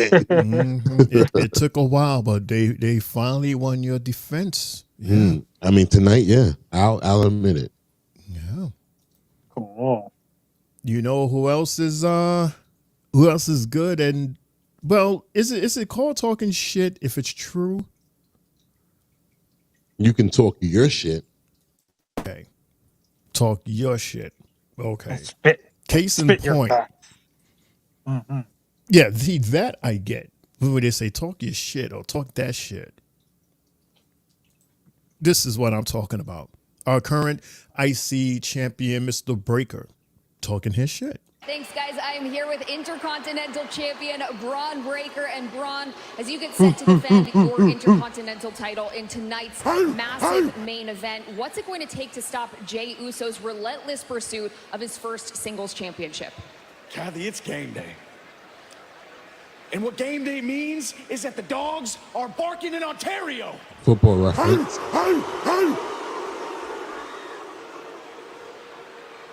It also means that there's going to be a winner and there's going to be a loser. Always. This championship deserves to have the right superstar to carry it over their shoulder after tonight. And I'm sorry, Jay, but it's not going to be you, man, because somebody's going to get their ass kicked, and it's not going to be me. You talking to me? You talking to I'll do you me? a favor. A couple months down the line, whenever you work your way back up the ladder, maybe I'll give you another chance at this championship. Maybe. I'm afraid of ladders. Champion for a long time. 51 days so far. It's a long time. Well, we'll see who comes out on top in tonight's main event. Joe, Wade, back to you. Shane, Mundo, Jay, back to us. Right. Like, girl, you forgot our names? All right now. Womp, womp, womp, womp. Let me stop. Here's a quick fun fact that they shared with us at the announce table. They said that tonight is their 40th TV sellout and their 59th event sellout. Wow. They're still rocking off of that electricity from The Rock and WrestleMania. Nice. Mm-hmm. Right, and this arena didn't even pack as much. When Joe said that it was only 9,300 people, it felt like 14,000. Because every seat was full. It was like and the way it looked, everybody was literally shoulder to shoulder. I mean, my God. Mm-hmm. Mm-hmm. Wow. I mean, because I've never heard of that town before anyway, so they probably, I mean, they're just, at this point, they're probably just trying to hit every unknown city now at this point. Pretty I much. didn't know. That's what it looks Yeah, like. I've never heard of Ontario, California before. At first, when he said Ontario, I'm like, they're back in Canada. In again? Canada, that's what I thought. Yeah, but I was like, and then he said California. I was like, what? Mm-hmm. A city in Cali, apparently. Mm-hmm. So maybe that's going to be their new angle going forward, is hitting these smaller towns that they usually don't frequent at. That way Right. they know that they could get a good sellout crowd and sell out merch and just make Or- a crap load of money. Or they hit the same towns that they would normally just bring a live event to, and actually bring a Raw or SmackDown to instead. So this is why they was probably saying that they were going to eliminate a lot of these live events. Right. They You could could just, yeah. you could just bring Raw and SmackDown there instead, and you know Yeah, you can hike up the ticket prices at that on top of that because it's on TV now too. So Mhm. makes sense. That is good marketing right there. Very Shout good out. marketing. Wow. All right, Shapiro, TKO guy. It's very good marketing. And that's less stress on the superstars, and we can get more and better of them during the tapings. Right. Instead of Yeah. them being worn out because of all of these live shows. Mm-hmm. Case in point, we have match number 5. But before we do match number 5, we got to hit the TV because we're going to listen to a nice little conversation with our homie, our Oos, Jey Uso, and he's getting a nice little pep talk from his homie. Mm-hmm. That guy. Yeah. Yeah. Yeet. Hey, Sammy. Big night for you, dog. He looks angry. Bro, that Intercontinental Championship meant the world to me. Tonight, you make that Intercontinental Championship yours. You hear me? Thank you. You hear me? Thank you, my dog. Thank you. Hey. Go get it. Go get it. Old school. Yeet. Old school. Yeah, that's what we need. We all need that friend that amps us up just like that. What is that? Is that a 2022 or 2023 handshake right there? I forgot. 2022, right? Yeah. Yeah, 20. Wow, 2 years already. Goodness. Already. It feels like just yesterday. Oh man. Mm-hmm. So while he's getting amped up back there, amped up. We are going to talk about match number 5. It's a tag team match. It's with the New Day versus American Made Mundo. Jay. Fellas, what's going on here? So off rip, I was like, I'm loving. You can't deny it. What? How long have they been a tag team at this point? For like what? 10 years? They're about to celebrate almost 10 years. And like whenever they're in the ring together and they have their double teams that they do, it's just flawless. And they started off the match with just flawless double teaming of the American Made. And then I was just like, wow. I'm just like, yes, old school New Day. We got it, without all the antics and stuff like that. And then we seen this gut wrench slam to Kofi Kingston by Brutus. Again, I'm sorry. I still don't know the difference between the two Creed brothers, so I don't know who's who. Brutus is one, but I don't even know who the other one name is. Julius. Julius. So Brutus is the Julius is the thicker one, and Julius is the taller one. Copy. Right. Julius is the cauliflower ears. The what? Cauliflower ears. What is that? In UFC terms, if you notice around his ear, it's popped. The vessels are popped in his ear, so they call that the cauliflower ear. I would not notice that if there's vessels in his, I can't see in his ear. So I would just say the more thicker one is Brutus, and the taller one is Julius. What the hell? Right. Is that how it goes, Jay? Like that would be a better way for us to know rather than to stand close to the TV to see if we could see cauliflower in the air. And you know, I seen a nice standing frog splash from Kofi, and then the teamwork again with the New Day was beautiful.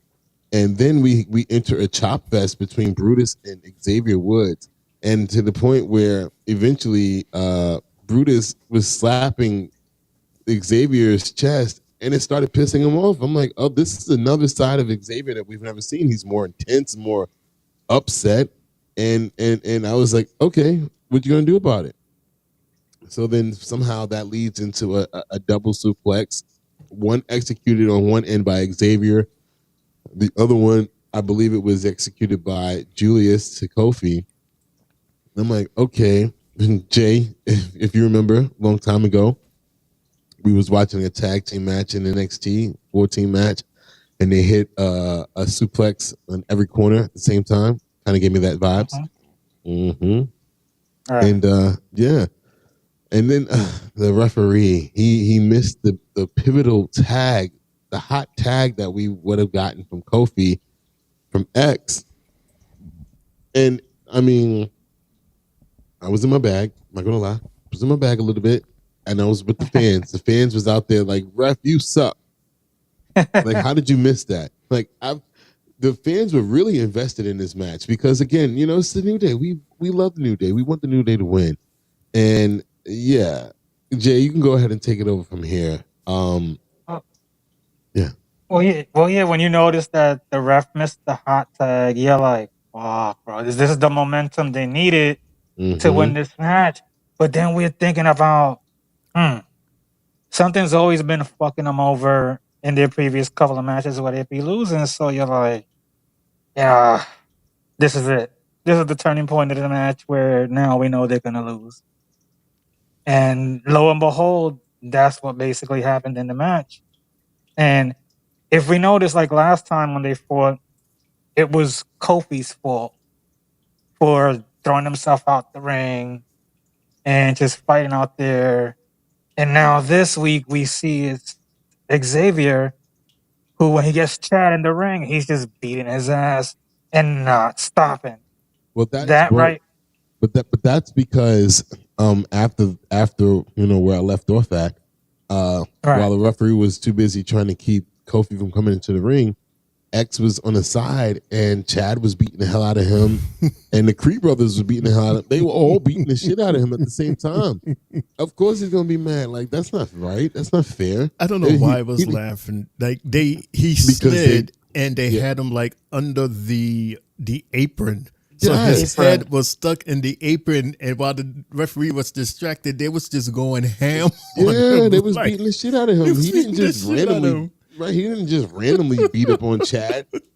Chad was beating on him along with the Creed brothers. They was beating his ass. I was like, oh my God. He was only serving him what he got served. Word, they was stomping him out at the same time as hitting him. I was like, God damn. Shit. Jay.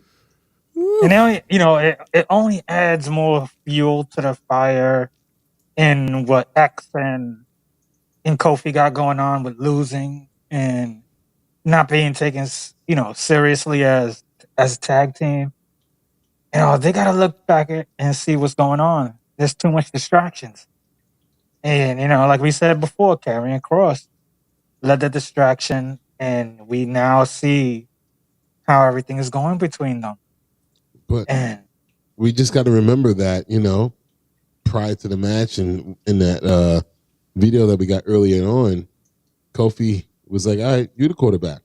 You're calls and everything like that. So for him to, I get it. It's warranted for him to be upset with what happened, you know, because of Chad, but you don't take your eye off the ball like that, man. That's, and if I'm not mistaken, this Brutus ball that we got, they added a new element to that. So since when does Julius do a last ride into that move? I was like, hold up. Yeah, I wrote it in my notes. I said the Brutus Ball last ride combo. I was like, that's new.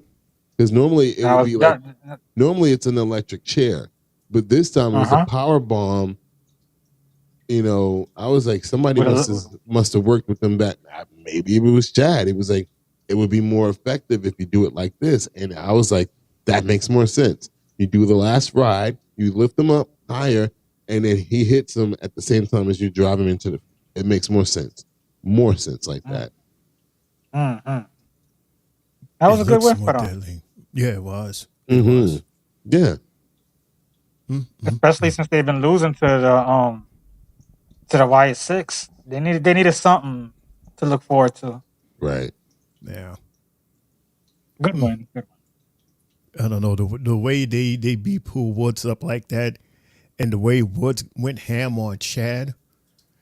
That was because he was just so clouded on revenge that he just totally was like, he didn't know what was going on around him. The only thing he saw was that guy in the bottom of his foot, and he just kept on going.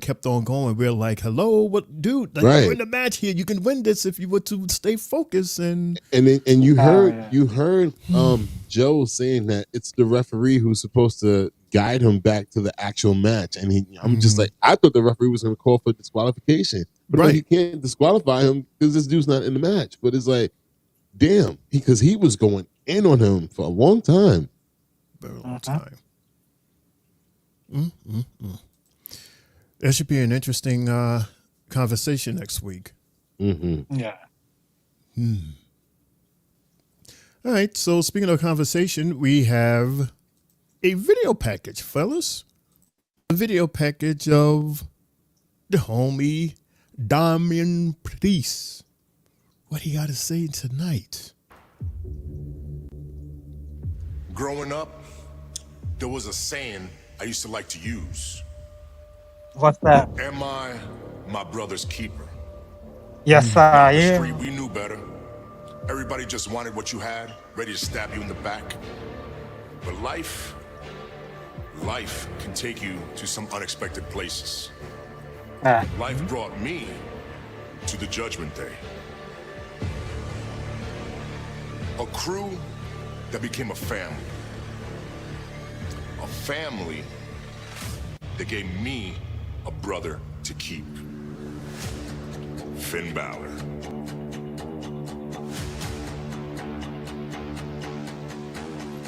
When you joined me and Rhea, we talked about running the WWE. Right. And that's exactly what we did. We put everybody on this roster down and we ran it. But you always wanted it to be about you. And then what happened? Rhea Ripley becomes world champ. I shed a tear because I was proud of my sister. You? Right. You sat in a corner with the face of envy. Then I became world champion. On camera, nobody was happier for me than you. But when the camera stopped rolling, you were the first person out the door with the same face of envy. Now, I should have seen it coming, because I know better. You might think my heart makes me weak. Am I my brother's keeper? You damn right I am. Yeah. I always will be. Finn Balor, you are not my brother. Wow. Yo soy tu parca. What? That bad blood. te Yo voy a soy tu arrancar el parca. corazón.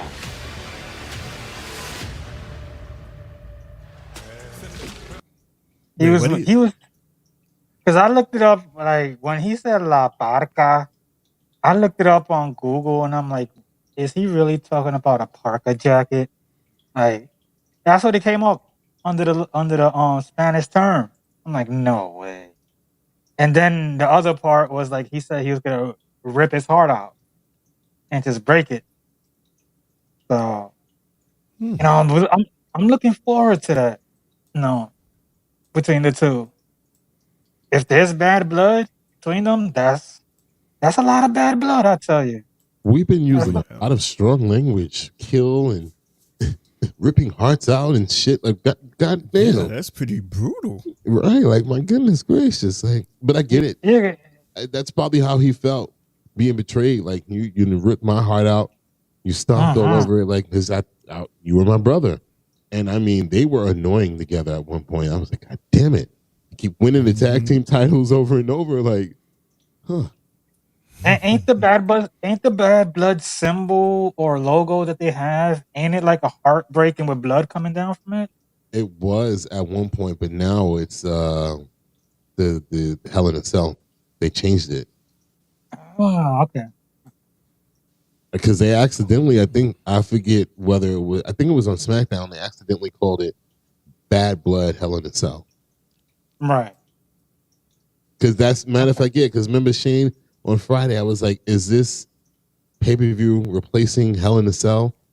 I was trying to figure out if it was the same time frame when Hell in a Cell would happen. And I was like, remember Triple H was saying that they were going to start eliminating those gimmick pay-per-views and making regular pay-per-views. Because, yeah, Hell in a Cell was the first casualty. Probably Elimination Chamber probably won't return next year either. No Elimination Chamber? I thought that's one of the that's not one of the top 4. Was it Mania? No, it's Mania, Royal Rumble, Survivor Series, and SummerSlam. I like Elimination Chamber. Elimination Chamber can be Judgment Day, it can be Backlash, it can be in your, it could be any one of those old, Unforgiven. Yeah, keep the cage though. Keep the cage. But, yeah, they'll do what they did. They'll probably still keep an Elimination Chamber match in it, but it won't be called that pay-per-view anymore.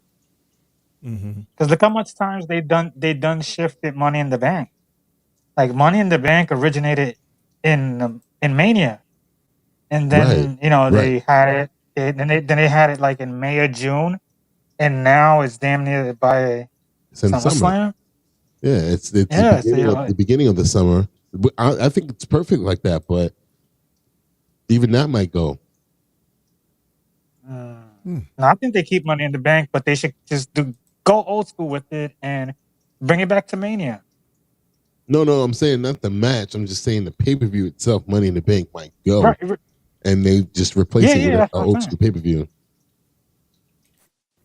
Yeah, and I will figure they'll go with the old school traditional Money in the Bank match and have it at Mania. Because we didn't get a TLC this year, did we? No. Or maybe since SummerSlam is going 2 nights next year, maybe we can get the Money in the Bank match there. But you still need a pay-per-view to replace Money in the Bank. Because I don't think they'll do Bash in Berlin again and, all those extra pay-per-views we got this year. Oh, well. Anyway, Shane? Well, we shall see, because next year is going to be different. It's going to be like a different landscape from what we're used to. Yeah. So who knows what pay-per-views are going to return, or what we're going to have new, or if we're even going to have pay-per-views every month for 2 months. So we'll see what's up their sleeves. But I want to Shane is. I was going to ask you: is Raw 2 hours next week, or is the week after? October 7th. Okay. The week after, yeah. But this show, for some reason, it seemed to have lagged. It seemed to have went like a very slow, and everything seemed to be stretched so it could cover the 3 hours. And I said to myself, how are they going to do this with SmackDown? You know what I mean? But that's what when SmackDown goes 3 hours? When SmackDown goes 3 hours, they have enough. They have enough to cover it. They like I told y'all on Friday, when they go back and forth week to week and all that, they can just do everything in one show. It's fine. They can do it. Right. I think their roster is capable of having a 3 hour show. Where Raw, they draft a little bit too many people on it, and you don't see everybody on a 3 hour show. Right, because we could see a lot of NXT people showing up more to SmackDown, so it could push 3 hours. We'll see. We'll see what magic that they would brew up. But before we continue, Mundo and Jay, I want to quickly talk about the Wyatt 6 video. Like, I don't want to show it because there's not like a lot of audio is just like a song, and then there was like words flashing all over. So I just want to quickly read that, if it's okay. It basically said, I am but dust, a worm, a rebel. You cast your light of continents upon me and say, I shall live. The word of the red. And the red was all capitals, and it was in red ink. It was red. You speak, we follow. And it ends by saying, my life is yours. So it's, again, it's... We're back to square one. Yeah, as to who is this new characters? Yeah. I clicked on the barcode, and it took us back to the original first website that they had with everything that was in a circle, and it had the circle face with the X out eyes and all that. And I clicked on that, and it was a video. Skipped to the end of the video, and there was like a reveal that didn't fully happen, and it looked like it was a woman in a dress, but not Nikki. But not Nikki. Not Nikki. And when her face was about to reveal, it cut off. It cut off. Yeah. But you know for sure that it's not Nikki. Not Nikki. Because at this point, there's no need to hide Nikki anymore. And yeah, it kind of looked like she had blonde hair, but the picture and everything was distorted. But remember last week, I sent y'all the pictures of the two images that we saw last week on the Raw when they showed that it was a man and it was a woman. But this time around, but I didn't click on everything because everything that they had was a video. And it was like long videos. All the videos were like 3 minutes and such. And I'm like, I'm still watching Raw. So I'm like, I don't have the time to uncover this right now. But somebody's coming. Oh, and that video started off with the door to the Firefly Funhouse. And it opened up. And it went in. That gotta be Alexa. Gotta be Alexa. I believe it. I believe it at this point. I believe that too. She should be almost ready at this point. Because remember when we started this journey, she just started her in-ring, training to get back after having the baby. So at this point, she should be almost ready. And it was saying that the day of reckoning is upon us. I was just like, how did we end up back here again? Like, what?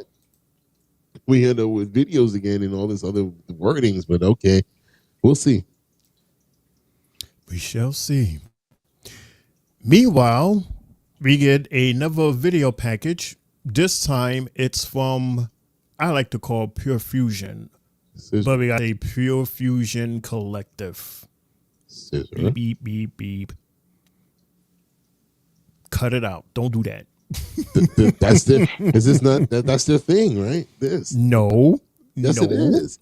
Yes, it is. Their little guns up shit. I see. The little guns up. No, but you're not doing guns up. You can't see the thumb. I was going the wrong way. I was going that way. No, we saw what you was doing.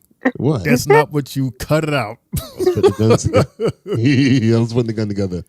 No, that's not fair to Starks. Don't do that. You see what he's doing, Jay? We'll let the people look at it. We'll let the people see in their video. All right, but here's their video. This is Pure Fusion Collective. It feels like every group, every faction around here was created for survival. Like they couldn't make it on their own, so they found other pathetic losers to band together, pat them on the back and say, it's okay. We can be failures together. Isn't that what you're doing? Let's put on our sparkly little outfits and do our stupid little dances. That'll work. The shade. Right.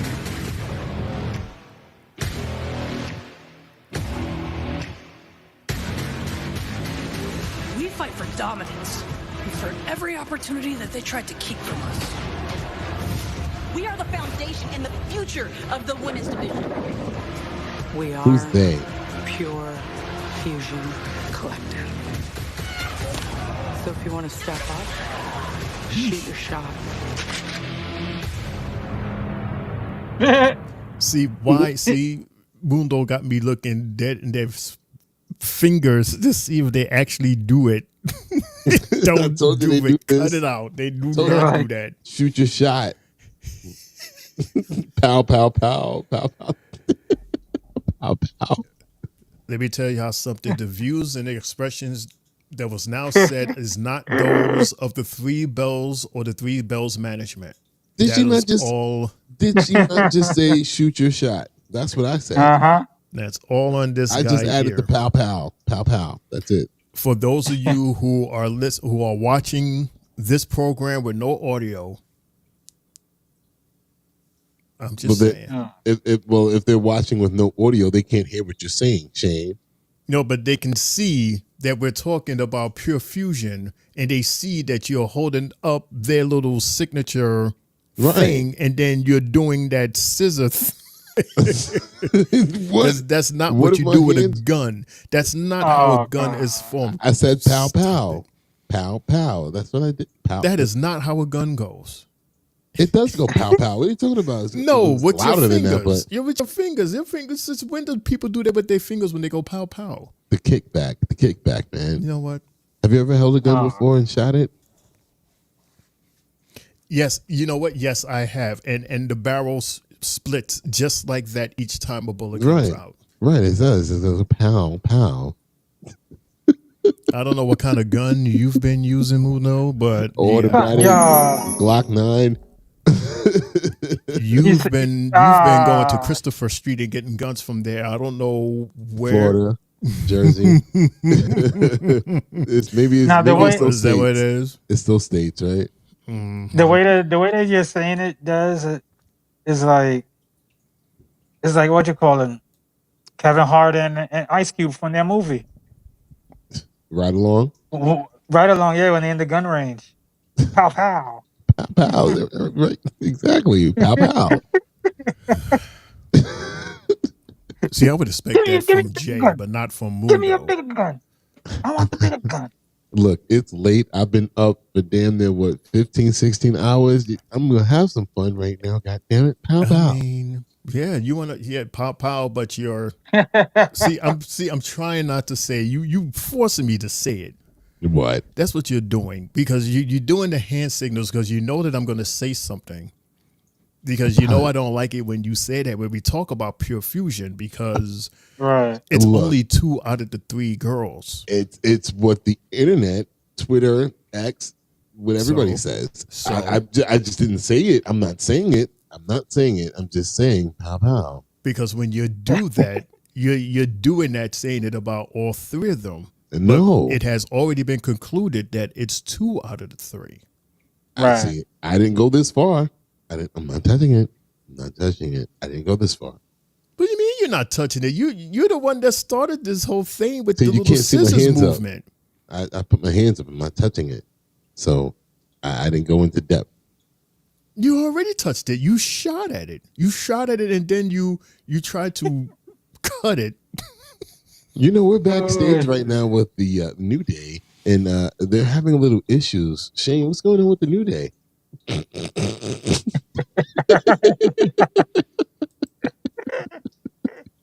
I'm surprised you didn't say the New Day. No, the New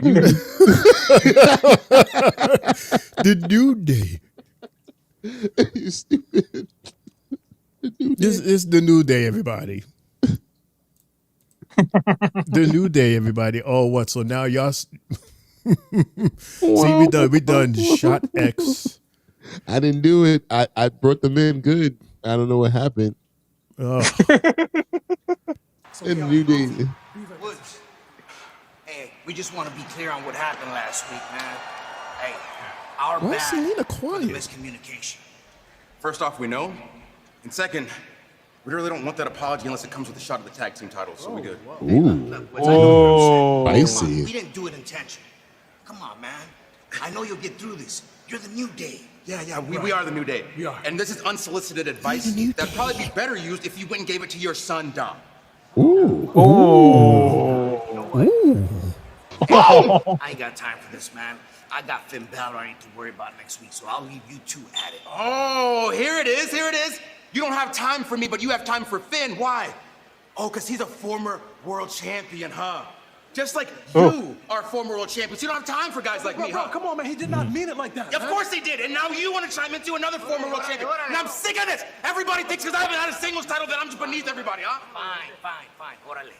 ¿Quieres pelear conmigo? Yeah, come on. You want to fight with me? Finn can wait. Next week, you got your fight. Shit. Wow. The beginning. Is there fault there in the ring? You don't see that? Shoot. What? None of this is unnecessary, Cove. This is what we're here for. You know, Woods, he is really amped up. He is done. He is really done. Karrion got to him. Yeah. It got to him. Yeah. Wow. He's over the edge. Over the edge. That's what we'll say. He's over the edge at this point. That the self-doubt and the words from Karrion about him not being on the same level as Big E or Kofi as far as being world champion or just being a singles champion, it's gotten to him at this point now. Yeah. I mean, and it's odd that it's happening against another person who was influenced by Karrion Kross, which is Rey Mysterio as well. But I mean, my goodness. And what do you think? Crazy. Don't you think Karrion's sitting back just like, oh, he's having a good time. I right? can imagine him having a good time. Because he keeps stepping to all these former champions. Have you ever noticed he has literally stepped every person that he's tried to infest besides Xavier has been a former champion. I swear I said this earlier tonight. And it's so true. Mm-hmm. It's crazy. Well, speaking of champions, guess what, fellas? We are at the moment where we are discussing the main event. Hold on, because Mundo has to do something. He has to he has to get something. Yeah. Oh, he has to. He has to get his Intercontinental Championship. The Senators there. Okay, Oos. Okay, so Oos got the title. All right. Yeah. Sorry, everybody. Well, wait a minute. I mean, since you got the title there, since we have a champion in the house, we got to feature you even more. Let me do that. Yeah. Can you see it? Can you see it? Should I move it somewhere? No. I'm still getting it the wrong. Yeah, move it to your other shoulder. I'm going the wrong way. Hold on. Put it the other shoulder. There you go. All right. See, if you put it there. Yeah. And then I move it like that. Boom. Hold on. Yeah. Intercontinental Championship. Who did you fight to get that? The Jay? Rock. The Rock. I won it from The Rock. You won it from a Rock? He was going to Hollywood. Yeah. It was a decision we made backstage. Well, congratulations to you, man, on winning the IC title. Oos. Thank you very much. Yeah. Let's just look at it. Thanks. So while we gaze at that pretty championship, Mr. J, Breaker versus Uso for that title right there, the Intercontinental Championship. Fellas, talk about it. Jay? Man, this was one of those matches where it just made you look at it as these two guys, they know each other very well outside the ring, but when they got in there and they started actually fighting, everything was working spot on between both of them. Whether it was, the uppercuts that Jay was hitting him with, or when they were both just punching each other. You got Bron launching them from one end to the other, and you could hear the buckle just shake and rattle. You're like, oh, shit. he's really throwing him hard.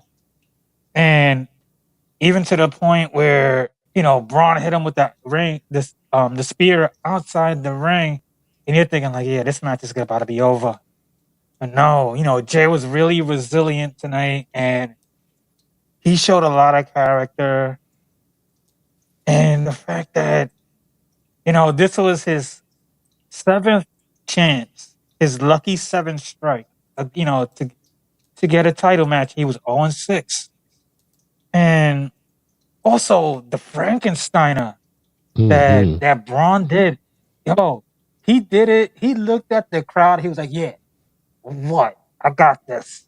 And he just did it with ease. Like, his skill set is unbelievable. And for him to be a champion for 51 days, it shows that they gotta, when they push, the way they're pushing them is different than most. They gotta just let him get a taste of titles until he eventually gets the big boy. And, the crowd was invested in this match the whole time. We seen the people in the background holding up the yeet sign in the back. We seen Multiple. Yes, all over the crowd. The glasses, yeet signs. Right. And the fact that Jay was home, somewhat close to home, and to win the title there, is a sense of relief that we finally get to call this man a champion. I'm happy. I let out the loudest yell in my house, and I think I woke up a couple of people in this building, but it was well worth it. Congrats to the Usos, for real. Congrats to the Usos. Yeah, I'll agree with you on that, Jay. I had my TV on, I think, 45, which is pretty loud when you have the Roku speaker with you. That shit was blasting. I only do that whenever I'm watching the Mets or Nets game, and it's like really intense, and the fans are going crazy. So yeah, I had it top notch, and I was just like, wow, because that first false finish, I thought, okay, we got it. He got it. And he pinned him and he kicked out. I was like, no. And then, they panned into the crowd. People are holding their heads. I'm like, no, if this is not it, he's going to lose. And I'm like, damn, Triple H is going to do it again to him. I'm like, no way. I'm not going to lie. I was like, no way. I'm like, come on, bro. So to see him overcome those odds, to see the crowd the way they were completely invested. Nobody was sitting down. Everybody was on their feet from the top to the bottom. And I was just in amazement. And I shed a tear because, as you guys know, I've been hard on Triple H these last few months and it started with him. It started with Jay because I'm like, when we saw Money in the Bank and we saw how it ended and then how it went down after the Money in the Bank match, the men's Money in the Bank match, I'm like, what was the purpose of the match? Like, why would we have the match and have Jay in the match just for the title, for the briefcase to not even, mean anything? From then I was pissed off and I was just like, so what do we have? And then we went weeks without seeing Jay on the show or leaving from backstage. And I was just like, he's like the hottest person in the company right now and we're not using him. So for it to lead up to tonight, and I'm not going to lie, I don't even know, I don't think you guys heard it, but while we were waiting to come on live tonight, I watched that last few minutes, maybe about 5 times, just to embrace, because I turned the TV up to maybe 50 at this point, just to hear the crowd again and to see the reaction of the crowd. And I was just watching everybody in the arena. I'm like, wow, everybody is literally going crazy. Like literally jumping up and down, hands up, arms up, just excitement, happiness. And then I watched Jay, and he was on the floor, and the referee brought him the title, and he was just on the floor. He had his hands over his head, and I guess he was just embracing everything that he was hearing, just like I was. Right. But it's probably even crazier being there because knowing all those people are cheering for you. So it was amazing to see that. And the only other time that I've seen anything like that this year was when Cody Rhodes won the WWE Championship at WrestleMania. I mean, that roar of the crowd, and you, Jay, you said it was like 9,000, almost 10,000 people there, and they were all there cheering for him. Not one person was booing. Everybody was cheering. I was just like, wow. Like, it was well-deserved, and shout out to you, Ooze. Happy championship win. And yeah, now Rikishi can shut up. Right. Rikishi can be quiet now. please be quiet. Like, my God. Shout out to you, though, Ooze. Yeah. IC title. Put this down. This shit's heavy. This shit's heavy. Let me put it down now. Shane, you remember how heavy that is? Oh man, it's heavy, and you keep it on your shoulder like that for a while, you start to sweat, and the material behind it. At Jay, the other one's even heavier. The WWE Championship is bigger. It's heavier. It hurts. Oh shit! But since we're not on SmackDown, I don't even need to bring that one up. That one's just, I'll let it sit there. Yeah. All right, so I'm just basking in this glory, this celebration that I'm sure that's still going on, that is still like happening, the celebration out there. Hell yeah. It's only 11 o'clock, 11:47 over there. Yeah. What? Jay's probably in the Waffle House right now. Yeah, man. Congratulations, man. Eat that up, man. And well 14 deserved years, and this is his very first title as a single. He did it before his brother, right? Yeah. And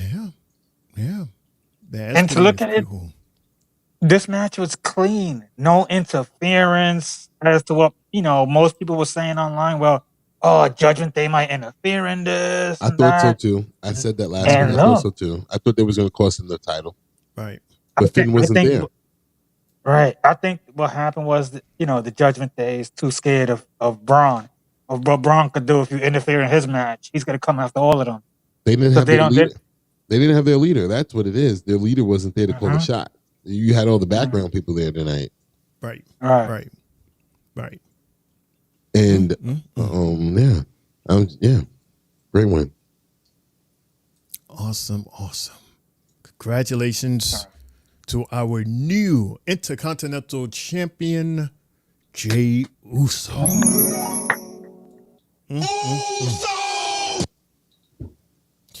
All right, so that, ladies and gentlemen, is our Raw Recap show. We are 2 hours and 17 minutes in. Not bad.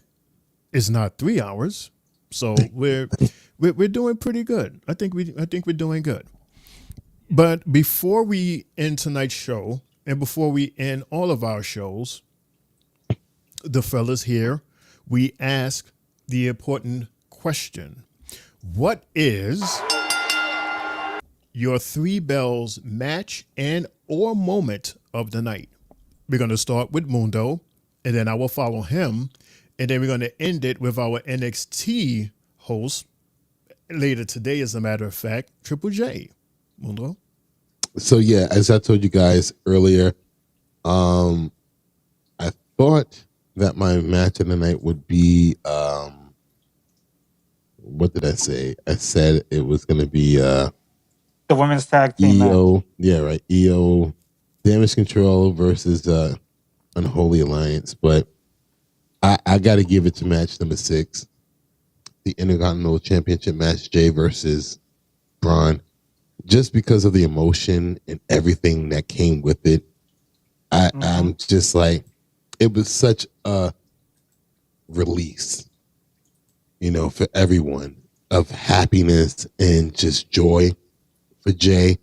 I mean, because he's deserved it. He deserved it. We watched him go through hell with the bloodline for years, and then before that, him and his brother be in like, not limbo, but it's like the whole Samoan thing that they tried out in the beginning, and then they started to become their own thing, their own, fellas, and then move into the bloodline. So it's time for him to be a solo artist. that's why I find it odd that he would wind up back into the Bloodline story because of the fact that, he's finding himself, but you never know how that might roll out. But that's my match of the night. My moment of the night, let me see. What stuck out to me the most? I'm sorry. It had to be, I'll give the moment of the night tonight to the crowd. After that 3 count, that eruption that I listened to about 5 times, really loud. I just enjoyed it so much because that's so much emotion being released, and Jay just laying there, given the championship by the referee, and just taking it all in. I don't know who messed up at the end or how that ended out because we didn't get we saw Pyro, but he was in the audience. I don't know how that worked out, but yeah. Shout outs to the audience. Shout outs to Jay. That's my match moment of the night. My match of the night. I agree with Mundo. It's a tie with Damage Control and Fire and Dawn, but it's second. I would say the first would be, of course, the main event. I mean, Jay fought his ass off tonight, and he had to. Not even if it wasn't for the title, he was fighting against Bron Breakker. He's one of the toughest SOBs in the roster. So you got to go all in and plus some, and he did that, and he proved as to why he should be champion, and we all agree and we all love it for that. My moment of the night, I have 2, of course. Of course, the exchange with Mr. Strowman and Bronson Reed. I never get tired of these 2 guys and everything that happens around them and because of them, with all of the security and everything coming out. And I just want to see more. And of course, I once again agree with Mundo by saying that moment where Jay got that 3 count and everybody just erupted. I even leaped out my chair and was like, yes, because I leaped out my chair the first time when they almost got that 3 count. I was like, oh no. But when he won, oh man, it was a beautiful thing. And like Mundo was saying, thinking about everything that this poor guy went through. I mean, you just want to give this guy a hug because he's been through so much and from family. And it's like, so when he gets this moment, it's way more than just the title. There's a whole lot that's behind the title. Ooh, I'm about to go in. But congratulations to the homie Oos, and that is my match, cheers, and moment of the night, Jay. Respect, Shane. Respect. It was hard tonight. Yeah. Shout outs to Lex Luger. Cool. Like my match of the night will also be the main event, which was, the Intercontinental match. And, it was one of those matches where we realized it was like, spear versus spear, power versus speed. And we just got everything in it, from the crowd being into it to the 1-2. Oh, from both guys, they're like, oh, both ways. So it was cool. The fact that Joe was into this match heavily. The announcers helped us this match throughout the entire thing. Kudos to them. And my moments of the night, I got 2 of them as well. One would be when Xavier Woods was in the back with LWO, and he finally kind of started to do a slow pivot on his way to being a singles guy and letting them know that he wants gold. Right. So I can see down the line he's gonna start now getting in these singles matches for gold. And my other moment will be, as you guys mentioned, just Jay Uso winning and a sense of relief. Like when Jay won, like I said, I yelled out so loud. I ran to my door that I got in my room door. I ran out and I just started saying, "Jay's finally a champion! Like, finally! Like, we can breathe now." You know? Yeah. There you have it. There you have it, guys. There you have it. There you have it. Isn't it, Jay, isn't it just, like a full circle moment that we're watching someone complete their journey to be a singles champion while we're also watching someone want to start their journey to become a singles champion in Xavier Woods on the same show, the same night? Right.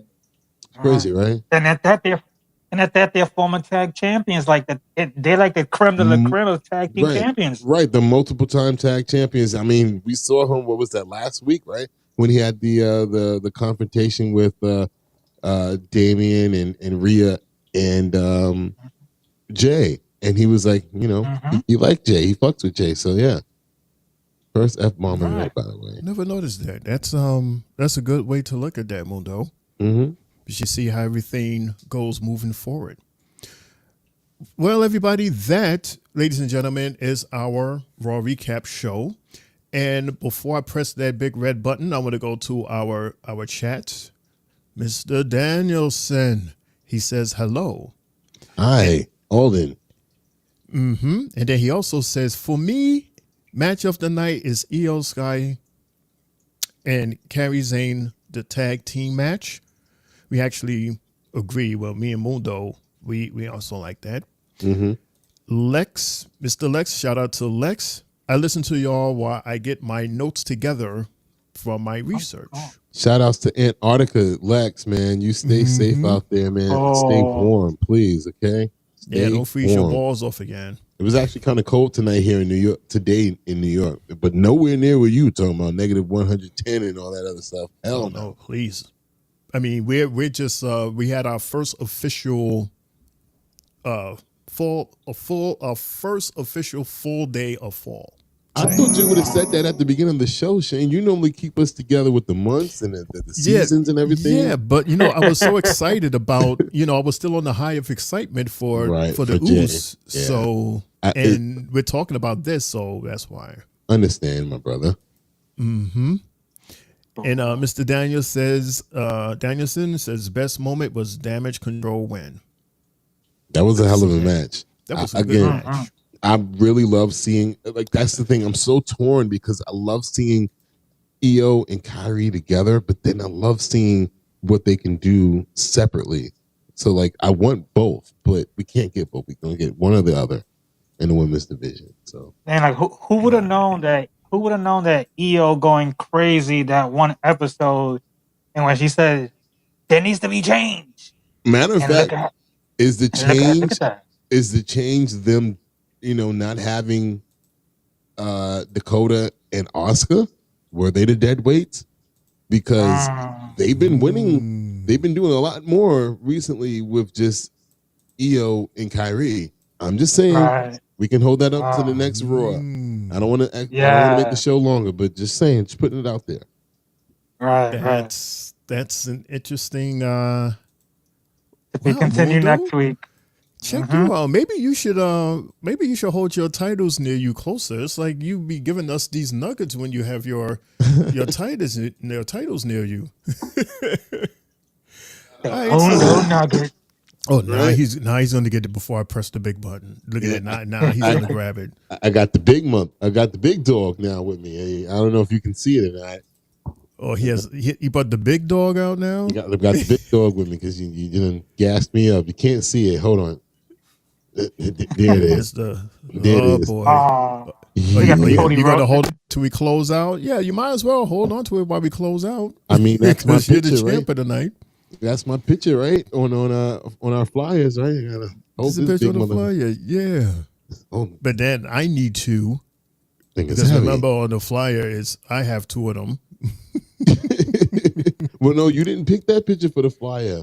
You got you holding your bag. Yeah, I have my bag. Yeah, the bag was my championship belt. Right. Yeah, you talking about the first flyer? The first flyer you made. Yeah, you was holding 2 championships. Superhero pose. Mm-hmm. All right, everybody, we're gonna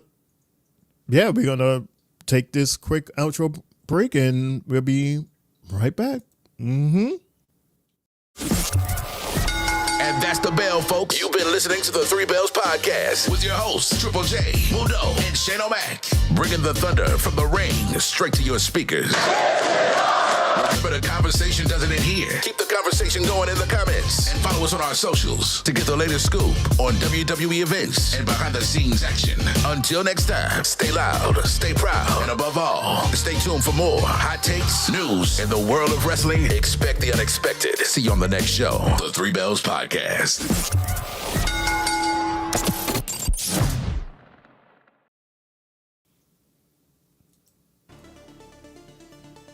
Oh, I love this song.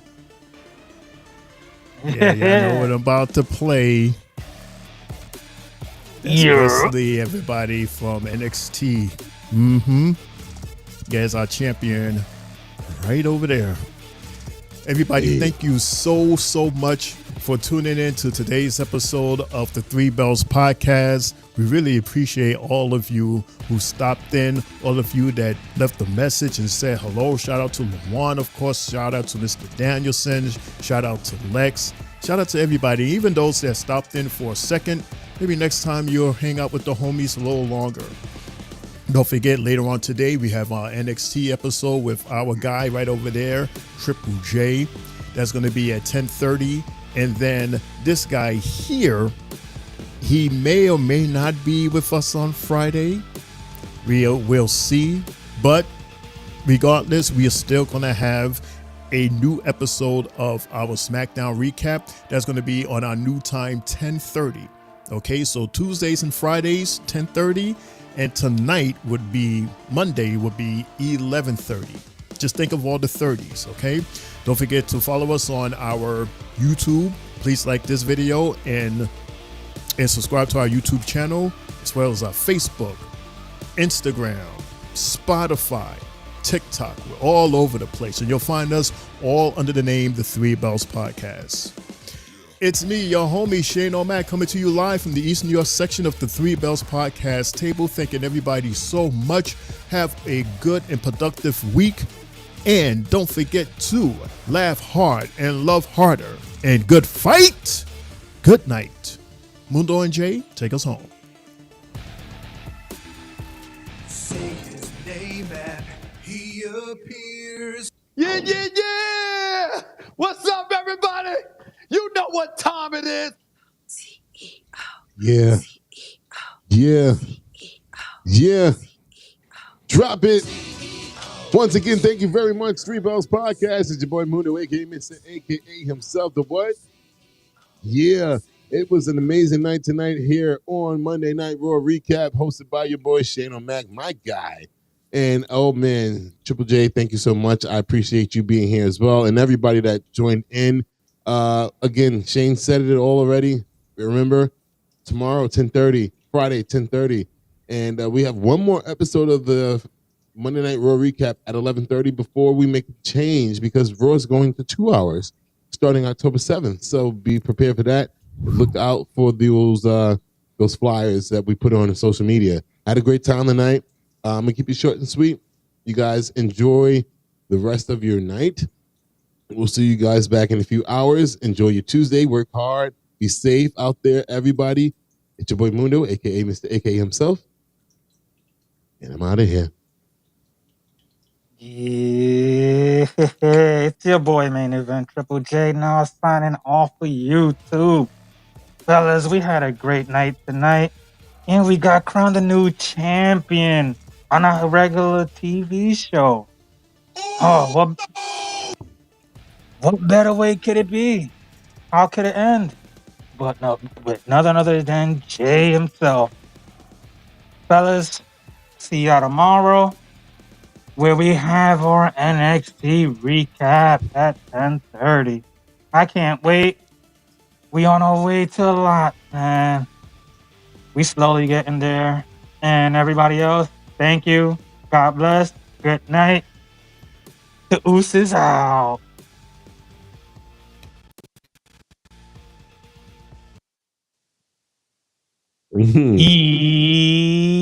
Before we leave, there's something I want to quickly show. Can you guys hear me?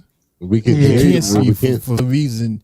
We can't see you. I don't know why they keep knocking out my camera. Okay, you can see There me. you are. Okay, good.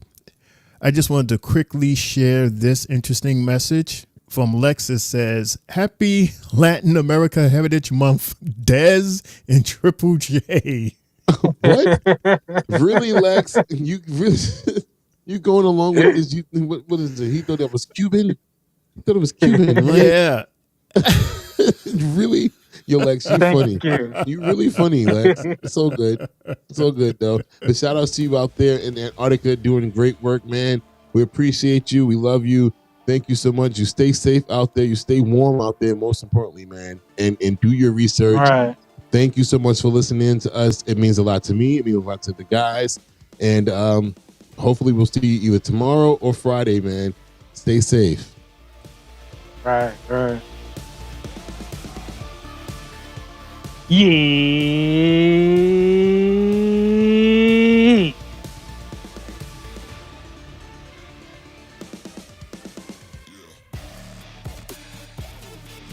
And as always,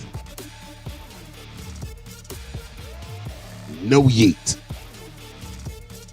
He wants to do what? No one wants to hear that splash in the pipe. No.